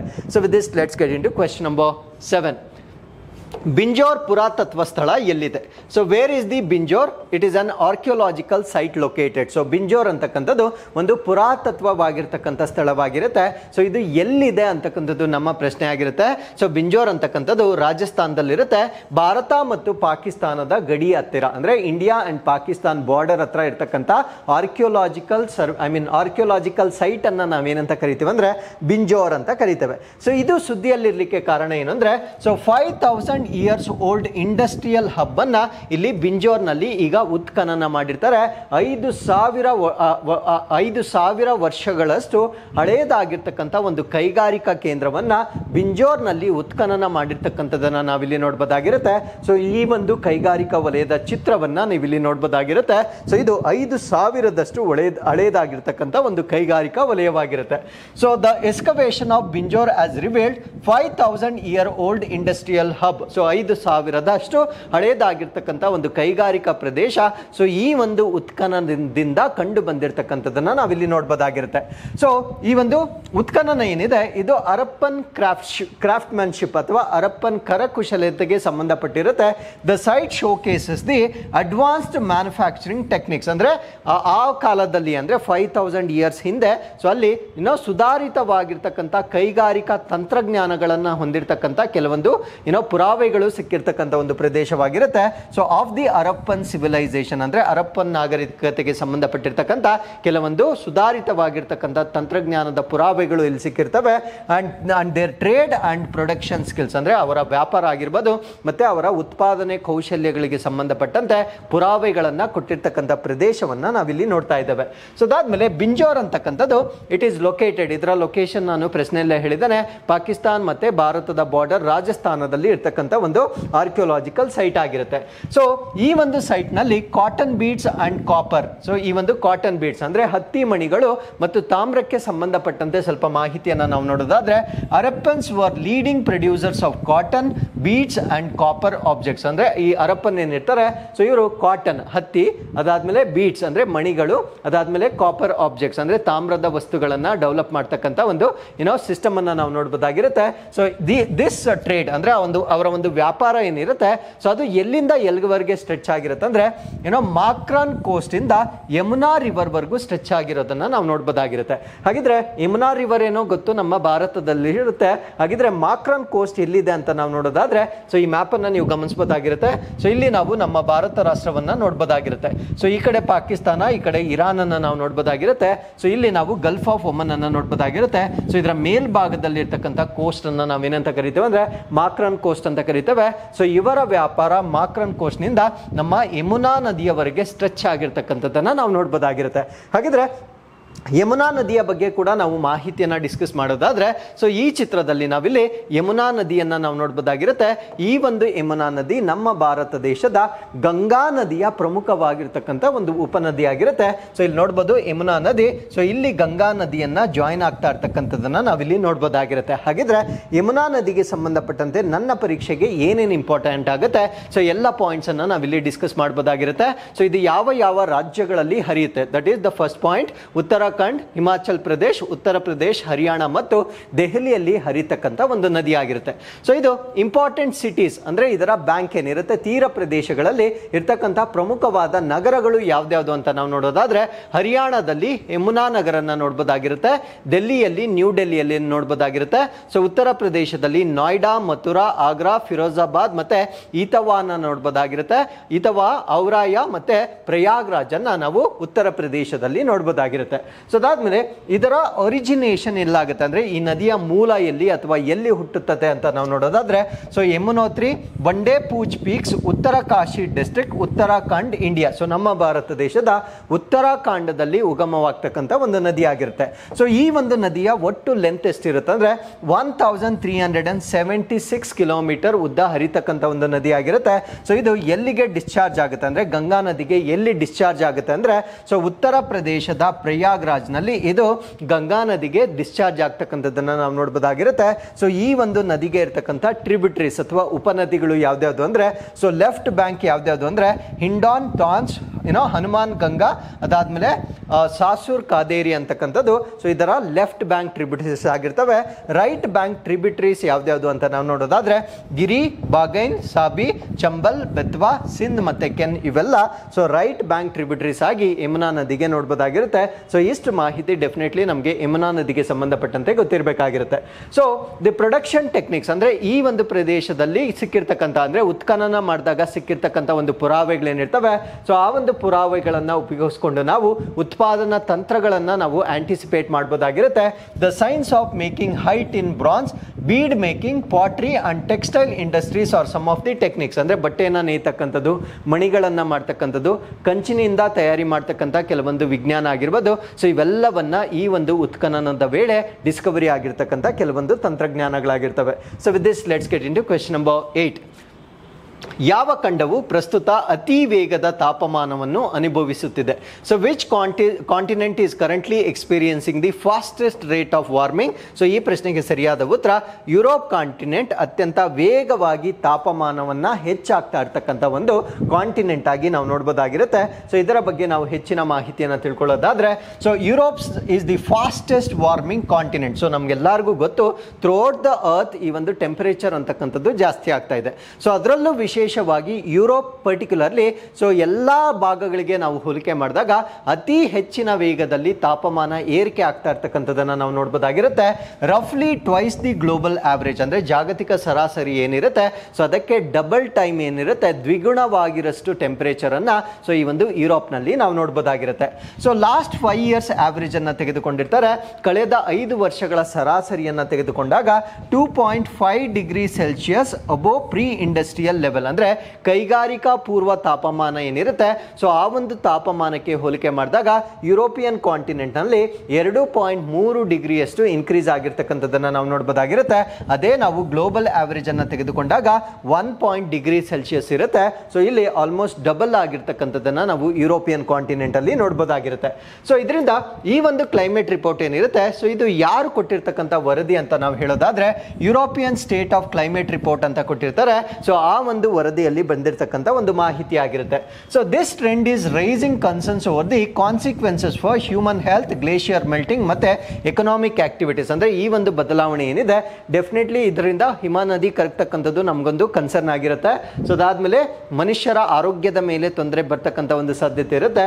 ಸೊ ಅದಾದ್ಮೇಲೆ ಯಾವಾಗ ಆರೋಗ್ಯದ ಮೇಲೆ ತೊಂದರೆ ಬರುತ್ತೆ, ಎಕನಾಮಿಕ್ ಆಕ್ಟಿವಿಟೀಸ್ ಮೇಲೆ ಇಂಪ್ಯಾಕ್ಟ್ ಆಗ್ತಕ್ಕಂಥ ಒಂದು ಸಾಧ್ಯತೆಯನ್ನ ನಾವಿಲ್ಲಿ ಗಮನಿಸಬಹುದಾಗಿರುತ್ತೆ. ಸೊ ಅದಾದ್ಮೇಲೆ ಈ ಒಂದು ಗ್ಲೇಷಿಯರ್ ಮೆಲ್ಟಿಂಗ್ ಏನಿರುತ್ತೆ, ಆಬ್ವಿಯಸ್ಲಿ ಗ್ಲೇಷಿಯರ್ ಮೆಲ್ಟಿಂಗ್ ಆದಾಗ ಸಿ ಲೆವೆಲ್ ರೈಸ್ ಆಗುತ್ತೆ. ಯಾವಾಗ ಸಮುದ್ರ ಮಟ್ಟ ಏರಿಕೆ ಆಗುತ್ತೆ, ಅವಾಗ ಫ್ರೀಕ್ವೆನ್ಸಿ ಆಫ್ ಫ್ಲಡ್ಸ್ ಅಥವಾ ಪ್ರವಾಹಗಳು ಹೆಚ್ಚಾಗ್ತಕ್ಕಂಥದ್ದನ್ನ ನಾವಿಲ್ಲಿ ಹೆಚ್ಚಾಗಿ ಗಮನಿಸಬಹುದಾಗಿರುತ್ತೆ. ಸೊ ಇದು ಒಂದು ದೇಶದ ಎಕನಾಮಿಕ್ ಆಕ್ಟಿವಿಟೀಸ್, ಆರ್ಥಿಕ ಚಟುವಟಿಕೆಗಳಾಗಿರ್ಬೋದು, particularly in the sector of agriculture ಮತ್ತೆ ಟೂರಿಸಂ, ಅಂದ್ರೆ ಕೃಷಿ ಮತ್ತೆ ಪ್ರವಾಸೋದ್ಯಮದ ಮೇಲೆ ಹೆಚ್ಚಿನ ಪರಿಣಾಮವನ್ನ ಬೀರ್ತಕ್ಕಂಥ ಒಂದು ಬದಲಾವಣೆ ಇದಾಗಿರುತ್ತೆ. So with this let's get in to snippets. So Anant Technologies ಫೌಂಡರ್ಗೆ ಆರ್ಯಭಟ ಅವಾರ್ಡ್ ಅನ್ನ ಕೊಟ್ಟಿರ್ತಾರೆ. ಸೊ ಇದರ ಬಗ್ಗೆ ನಾವಿಲ್ಲಿ ಡಿಸ್ಕಸ್ ಮಾಡ್ತಾ ಬರೋಣ. ಸೊ ಅವರ ಹೆಸರು ಡಾಕ್ಟರ್ ಪಾವುಲಾರಿ ಸುಬ್ಬಾರಾವ್ ಅಂತ ಕರೀತೇವೆ. ಸೊ ಇವರು ಅನಂತ ಟೆಕ್ನಾಲಜೀಸ್ ಅಥವಾ ಈ ಒಂದು ಕಂಪನಿಯ ಸಂಸ್ಥಾಪಕರಾಗಿರ್ತಾರೆ. ಸೊ ಇವರಿಗೆ ಆರ್ಯಭಟ ಅವಾರ್ಡ್ ಅನ್ನ ಕೊಟ್ಟಿರ್ತಾರೆ. ಏನಕ್ಕೆ ಅಂದ್ರೆ lifetime contribution to Indian astronautics, ಅಂದ್ರೆ ಭಾರತ ದೇಶದ ಈ ಒಂದು ಖಗೋಳ ಯಾನ ಏನಿರುತ್ತೆ, ಸೊ ಇದಕ್ಕೆ ಅವರು ಕೊಟ್ಟಿರ್ತಕ್ಕಂಥ ಜೀವಮಾನದ ಒಂದು ಕಾಂಟ್ರಿಬ್ಯೂಷನ್ ಕೊಡುಗೆ ಏನಿರುತ್ತೆ, ಸೊ ಈ ಒಂದು ಕೊಡುಗೆಗಾಗಿ ಇವರಿಗೆ ಆರ್ಯಭಟ ಪ್ರಶಸ್ತಿಯನ್ನ ಕೊಡಲಾಗಿರುತ್ತೆ. So this award is given by astronautical society of India. So ಈ ಒಂದು ಪ್ರಶಸ್ತಿಯನ್ನ ನಮ್ಮ ಭಾರತ ದೇಶದ aeronautical, not astronautical, aeronautical society of India ವತಿಯಿಂದ ಕೊಡ್ತಕ್ಕಂಥ ಅವಾರ್ಡ್ ಆಗಿರುತ್ತೆ. ಸೊ ಇದು ಯಾರನ್ನ ರೆಕಗ್ನೈಸ್ ಮಾಡುತ್ತೆ ಅಂದ್ರೆ, ಸೊ ಈ ಒಂದು ಆಸ್ಟ್ರೋನಾಟಿಕ್ಸ್ ಫೀಲ್ಡ್ ಏನಿರುತ್ತೆ, ಅಂದ್ರೆ ನಮ್ಮ ಭಾರತ ದೇಶದಲ್ಲಿ ಗಗನಯಾತ್ರಿ ಕ್ಷೇತ್ರಕ್ಕೆ ಗಮನಾರ್ಹ ಕೊಡುಗೆ ಕೊಟ್ಟಿರ್ತಕ್ಕಂಥವ್ರಿಗೆ ಕೊಡ್ತಕ್ಕಂಥ ಒಂದು ಅವಾರ್ಡ್ ಇದಾಗಿರುತ್ತೆ. ಹಾಗಿದ್ರೆ ಇವ್ರು ಮಾಡಿರ್ತಕ್ಕಂಥ ಅಚೀವ್ಮೆಂಟ್ ಏನು ಅಂದ್ರೆ, ಸೊ 98 ಸ್ಯಾಟಲೈಟ್ಸ್ ಮತ್ತೆ 78 ಲಾಂಚ್ ವೆಹಿಕಲ್ಸ್ ಗಳ ಒಂದು ಯಶಸ್ಸು ಏನಿರುತ್ತೆ, ಆ ಯಶಸ್ಸಿನ ಭಾಗವಾಗಿ ಇವ್ರದ್ದು ಒಂದು ಕಾಂಟ್ರಿಬ್ಯೂಷನ್ ಇರುತ್ತೆ. ಸೊ ಆ ಒಂದು ಕಾರಣದಿಂದ ಇವರಿಗೆ ಆರ್ಯಭಟ ಪ್ರಶಸ್ತಿಯನ್ನ ಕೊಡಲಾಗಿರುತ್ತೆ. ಸೊ ಈ ಒಂದು ಪ್ರಶಸ್ತಿಯನ್ನ ಅಂದ್ರೆ archaeological survey of India established in 1990, 1990ರಲ್ಲಿ ಆರ್ಕಿಯೋಲಾಜಿಕಲ್ ಸರ್ವೆ ಆಫ್ ಇಂಡಿಯಾನ ASI. ಸೊ ASI ಅಂದ್ರೆ it is aeronautical society of India, not astronautical society of India. So ಇದನ್ನ 1990ಯಲ್ಲಿ ಎಸ್ಟಾಬ್ಲಿಷ್ ಮಾಡಿರ್ತಾರೆ. And is a member of international astronautical federation since 1958. So 1958ರಿಂದ ಅಂತಾರಾಷ್ಟ್ರೀಯ astronautical federation ನ ಸದಸ್ಯತ್ವವನ್ನ ಹೊಂದಿರುತ್ತೆ.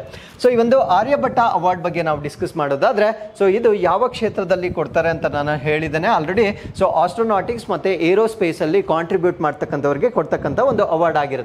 So ಈ ಒಂದು ಅವಾರ್ಡ್ ನಲ್ಲಿ 1 ಲಕ್ಷ ರೂಪಾಯಿ ಕ್ಯಾಶ್ ಪ್ರೈಸ್ ಅನ್ನ ನೀಡಲಾಗುತ್ತೆ. ಇದಕ್ಕೆ ಏನಕ್ಕೆ ಆರ್ಯಭಟ ಅಂತ ಹೆಸರಿಟ್ಟಿದ್ದಾರೆ ಅಂದ್ರೆ, it is named after the 5th century Indian astronomer and mathematician Aryabhata. ಅಂದ್ರೆ 5ನೇ ಶತಮಾನದ ನಮ್ಮ ಭಾರತ ರಾಷ್ಟ್ರದ ಖಗೋಳ ಶಾಸ್ತ್ರಜ್ಞ ಮತ್ತು ಗಣಿತ ಶಾಸ್ತ್ರಜ್ಞ ಆರ್ಯಭಟರ ಹೆಸರನ್ನ ಇದಕ್ಕೆ ಇಡಲಾಗಿರುತ್ತೆ.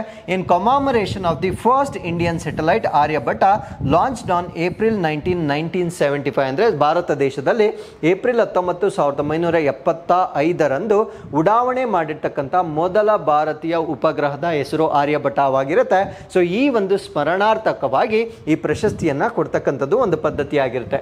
So D Gukesh became the youngest challenger for world champion. So ಈ ಒಂದು ವರ್ಲ್ಡ್ ಚಾಂಪಿಯನ್ ಅಲ್ಲಿ ಅತ್ಯಂತ ಕಿರಿಯ ಚಾಲೆಂಜರ್ ಆಗಿ ನಾವು ಡಿ ಗುಕೇಶ್ ರವರನ್ನ ನೋಡಬಹುದಾಗಿರುತ್ತೆ.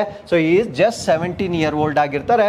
ಸೊ ಇವರು ಇವಾಗ ಕ್ಯಾಂಡಿಡೇಟ್ ಚೆಸ್ ಟೂರ್ನಮೆಂಟ್ ಅನ್ನ ವಿನ್ ಆಗುವ ಮುಖಾಂತರ ಈ ಒಂದು ಸಾಧನೆಯನ್ನ ಮಾಡಿರ್ತಾರೆ.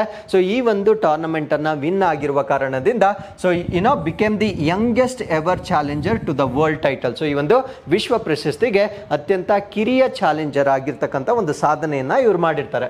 ಸೊ ಇವರು ಚೆನ್ನೈ, ನಮ್ಮ ಭಾರತ ದೇಶದ ಚೆನ್ನೈಗೆ ಸಂಬಂಧಪಟ್ಟಿರ್ತಕ್ಕಂಥ ವ್ಯಕ್ತಿ ಆಗಿರ್ತಾರೆ. ಸೊ ಈ ಒಂದು ವಿನ್ ಅನ್ನ ಮಾಡಿರುವ ಕಾರಣದಿಂದ he will face Ding Liren for the world chess championship title. ಅಂದ್ರೆ ಈ ಒಂದು ವಿಶ್ವ ಚೆಸ್ ಚಾಂಪಿಯನ್ಶಿಪ್ ಪ್ರಶಸ್ತಿಗಾಗಿ ಡಿಂಗ್ ಲೀರನ್ ಅವರನ್ನ ಎದುರಿಸಲಿದ್ದಾರೆ. So is the second Indian after Viswanathan Anand to win candidates. ಅಂದ್ರೆ ಈ ಒಂದು ಸಾಧನೆಯನ್ನ ಮಾಡಿರ್ತಕ್ಕಂಥ ಭಾರತ ದೇಶದ ಎರಡನೇ ವ್ಯಕ್ತಿಯಾಗಿ ನಾವು ಇವರನ್ನ ನೋಡಬಹುದಾಗಿರುತ್ತೆ. So InterGlobe to bring air taxis by 2026. ಅಂದ್ರೆ ನಮ್ಮ ಭಾರತ ದೇಶಕ್ಕೆ ಇಂಟರ್ ಗ್ಲೋಬ್ ಅಂತಕ್ಕಂಥ ಒಂದು ಕಂಪನಿ ಈ ಏರ್ ಟ್ಯಾಕ್ಸಿಸ್ ಗಳನ್ನ ನಮ್ಮ ಭಾರತ ದೇಶಕ್ಕೆ 2026ಕ್ಕೆ ತೆಗೆದುಕೊಂಡು ಬರಲಿದೆ. ಸೊ ಈ ಒಂದು ಇಂಟರ್ ಗ್ಲೋಬ್ ಅಂತಕ್ಕಂಥದ್ದು it is owned by India's largest airline IndiGo airlines ಏನು ನೀವು ಕೇಳಿರ್ತೀರಾ. ಸೊ ಅದರ ಒಂದು ಎಂಟರ್ಪ್ರೈಸಸ್ ಇದಾಗಿರುತ್ತೆ. ಸೊ ಇದು ನಮ್ಮ ಭಾರತ ದೇಶದ ಡೆಲ್ಲಿಸ್ ಕನೌಟ್ ನಿಂದ ಹರಿಯಾಣಾಸ್ ಗುರುಗ್ರಾಮ್ ವರೆಗೆ ಏರ್ ಟ್ಯಾಕ್ಸಿಯನ್ನ 2026ರ ವೇಳೆಗೆ ನಮ್ಮ ಭಾರತ ದೇಶದಲ್ಲಿ ಲಾಂಚ್ ಮಾಡುತ್ತೆ. So it has entered deal with Archer Aviation to supply 200 eVTOL aircrafts. ಅಂದ್ರೆ 200 eVTOL ಏರ್ಕ್ರಾಫ್ಟ್ಸ್ ಗಳನ್ನ ಇವರು ಸಪ್ಲೈ ಮಾಡ್ತಾ ಇದ್ದಾರೆ. ಸೊ eVTOL ಅದರ ಫುಲ್ ಫಾರ್ಮ್ ಏನು ಅಂದ್ರೆ electrical vertical take off and landing ಅಂತ ಕರೀತೇವೆ. ಸೊ ಈ ರೀತಿಯ 200 ಏರ್ ಟ್ಯಾಕ್ಸಿಸ್ ಗಳನ್ನ ಇಲ್ಲಿ ಡೆವಲಪ್ ಮಾಡ್ತಾ ಇದ್ದಾರೆ. ಸೊ ಇದು 4 ಜನರನ್ನ 4 ಪ್ಯಾಸೆಂಜರ್ಸ್ ಅನ್ನ ಒಂದೇ ಸಮಯಕ್ಕೆ ಕ್ಯಾರಿ ಮಾಡ್ತಕ್ಕಂಥ ಒಂದು ಸಾಮರ್ಥ್ಯವನ್ನ ಹೊಂದಿರುತ್ತೆ. ಸೊ ಒಂದು ವ್ಯಾಕ್ಸಿನ್ ಅನ್ನ ಈಗ WHO ಅಪ್ರೂವ್ ಮಾಡಿರುತ್ತೆ. ಸೊ ಈ ಒಂದು ವ್ಯಾಕ್ಸಿನ್ ಯಾವುದಕ್ಕೆ ಸಂಬಂಧಪಟ್ಟಿದ್ದಂದ್ರೆ ಕಾಲರಾಗೆ ಸಂಬಂಧಪಟ್ಟಿದ್ದು. ಸೊ ಇದನ್ನ ನಾವು ಓರಲ್ ವ್ಯಾಕ್ಸಿನ್ ಅಂತ ಕರಿತೇವೆ. ಓರಲ್ ಅಂದ್ರೆ ಮೌಖಿಕ, ಬಾಯಿಯ ಮುಖಾಂತರ ತೆಗೆದುಕೊಳ್ತಕ್ಕಂಥ ಒಂದು ವ್ಯಾಕ್ಸಿನ್ ಆಗಿರುತ್ತೆ. ಸೊ ಈ ಒಂದು ವ್ಯಾಕ್ಸಿನ್ಗೆ ಇರ್ತಕ್ಕಂಥ ನಾಮಕರಣ ಏನು ಅಂದ್ರೆ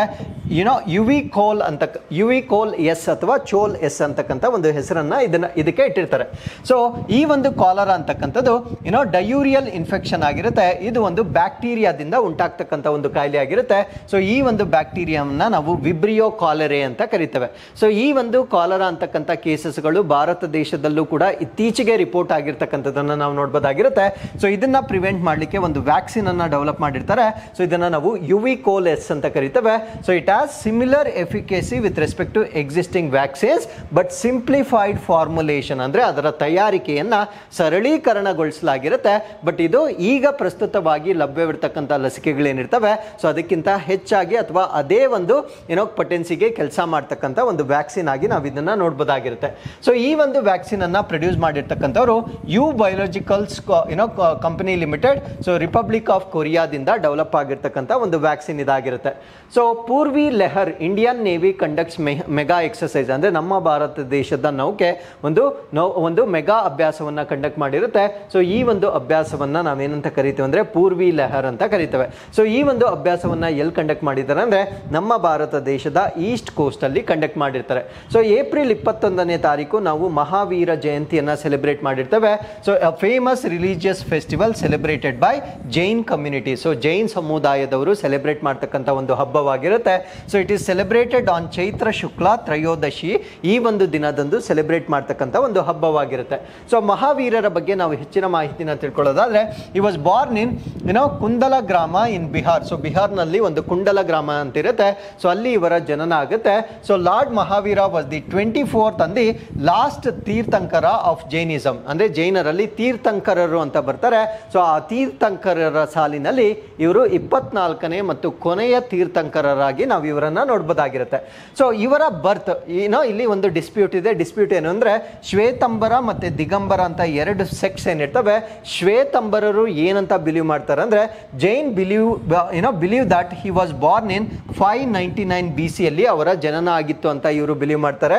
ಸೊ ದಿಗಂಬರರು 615 BC ಅಲ್ಲಿ ಇವರ ಜನನ ಆಯಿತು ಅಂತ ಅವರು ನಂಬಿಕೆಯನ್ನ ಇಟ್ಟಿರ್ತಾರೆ. So born as Vardhaman to king Siddhartha ಮತ್ತೆ ಕ್ವೀನ್ ತ್ರಿಶಾಲಾ. ಸೊ ಇವರಿಬ್ಬರ ಮಗನಾಗಿ ಅವರು ಅವರು ಜನ್ಮವನ್ನು ತಾಳ್ತಾರೆ. So belong to Ikshvaku dynasty, ಅಂದ್ರೆ ಇವರು ಇಕ್ಷ್ವಾಕು ವಂಶಕ್ಕೆ ಸೇರಿರ್ತಕ್ಕಂಥ ವ್ಯಕ್ತಿ ಆಗಿರ್ತಾರೆ. He abandon the worldly life at the age of 30, ಅಂದ್ರೆ 30ನೇ ವರ್ಷಕ್ಕೆ ಅವರು ಈ ಒಂದು ಪ್ರಾಪಂಚಿಕ ಜೀವನವನ್ನ ತ್ಯಜಿಸಿರ್ತಕ್ಕಂಥ ವ್ಯಕ್ತಿ ಆಗಿರ್ತಾರೆ. ಸೊ ಅವರಿಗೆ ಒಂದು ಮೋಕ್ಷ ಬರುತ್ತೆ. ಸೊ ಮೋಕ್ಷ ಯಾವ ವಯಸ್ಸಿನಲ್ಲಿ ಬರುತ್ತೆ ಅಂದ್ರೆ, so at the age of 72 in 468 BC ಅವರಿಗೆ ಒಂದು ಜ್ಞಾನೋದಯ ಅಥವಾ ಮೋಕ್ಷ ಬರುತ್ತೆ. ಸೊ ಎಲ್ಲಿ ಮೋಕ್ಷ ಬರುತ್ತೆ ಅಂದ್ರೆ ಪಾವಪುರಿ ನಿಯರ್ ಮಾಡರ್ನ್ ರಾಜ್ಗಿರ್ ಇನ್ ಬಿಹಾರ್. ಸೊ ಬಿಹಾರ್ನಲ್ಲಿ ಒಂದು ರಾಜ್ಗಿರ್ ಅಂತ ಒಂದು ಪ್ಲೇಸ್ ಇರುತ್ತೆ. ಸೊ ಈ ಒಂದು ಪ್ರದೇಶದಲ್ಲಿ ಅವರಿಗೆ ಮೋಕ್ಷ ಸಿಕ್ಕಿರ್ತಕ್ಕಂಥದ್ದನ್ನ ನಾವು ನೋಡ್ಬೋದಾಗಿರುತ್ತೆ. So Jain cosmology the wheel of time is divided into 2 halves, ಅಂದ್ರೆ ಈ ಒಂದು ಜೈನ್ ಕಾಸ್ಮಾಲಜಿ ಪ್ರಕಾರ ಕಾಲಚಕ್ರವನ್ನ 2 ಕಾಲಚಕ್ರಗಳಾಗಿ ಅವರು ಡಿವೈಡ್ ಮಾಡ್ತಾರೆ. ಸೊ ಒಂದನ್ನ ಉತ್ಸರ್ಪಿನಿ ಅಂತ ಕರಿತೇವೆ, ಇದನ್ನ ನಾವು ಅಸೆಂಡಿಂಗ್ ಟೈಮ್ ಸೈಕಲ್ ಅಂತ ಕರಿತೇವೆ. ಅಸೆಂಡಿಂಗ್ ಅಂದ್ರೆ ಮೇಲಕ್ಕೆ ಹೋಗ್ತಕ್ಕಂಥ ಒಂದು ಕಾಲಚಕ್ರವಾಗಿರುತ್ತೆ. ಇನ್ನೊಂದನ್ನ ಅವಸರ್ಪಿಣಿ ಅಂತ ಕರಿತೇವೆ. ಸೊ ಇದನ್ನ ನಾವು ಡಿಸೆಂಡಿಂಗ್ ಟೈಮ್ ಸೈಕಲ್ ಅಂತ ಕರಿತೇವೆ. ಸೊ ನಾವು ಪ್ರಸ್ತುತವಾಗಿ ಈ ಒಂದು ಡಿಸೆಂಡಿಂಗ್ ಟೈಮ್ ಸೈಕಲ್ ಅಲ್ಲಿ ಇದ್ದೀವಿ ಅಂತಕ್ಕಂಥ ಒಂದು ಕಾಲಜ್ಞಾನವನ್ನ ಇಲ್ಲಿ ನಾವು ನೋಡಬಹುದಾಗಿರುತ್ತೆ. The first tirthankara in the present cycle was Rishabha. So Rishabha ಅಂತಕ್ಕಂಥವ್ರು ಪ್ರಸ್ತುತ ಚಕ್ರದಲ್ಲಿ ಮೊದಲ ತೀರ್ಥಂಕರಾಗಿ ನಾವು ಇಲ್ಲಿ ಕನ್ಸಿಡರ್ ಮಾಡಬಹುದಾಗಿರುತ್ತೆ. ಸೊ ಇಲ್ಲಿಗೆ ಇವತ್ತಿನ ಎಲ್ಲ ಪ್ರಚಲಿತ ಘಟನೆಗಳು ಕಂಪ್ಲೀಟ್ ಆಗಿರುತ್ತೆ. So with this we have come to inquest challenge number 682. You can just pause the video here, go through the questions and give the answer. So this is question number 1 and this is question number 2. So ಇಲ್ಲಿಗೆ ಇವತ್ತಿನ ಎಲ್ಲ ಪ್ರಚಲಿತ ಘಟನೆಗಳು complete ಆಗಿರುತ್ತೆ. So ಮತ್ತೊಮ್ಮೆ ನಾಳಿನ updates ನೊಂದಿಗೆ ನಾನು ನಿಮ್ಮನ್ನ ಭೇಟಿ ಆಗ್ತಾನೆ. ಸೊ ಅಲ್ಲಿವರೆಗೂ keep reading, take care of yourselves and thank you very much for watching this.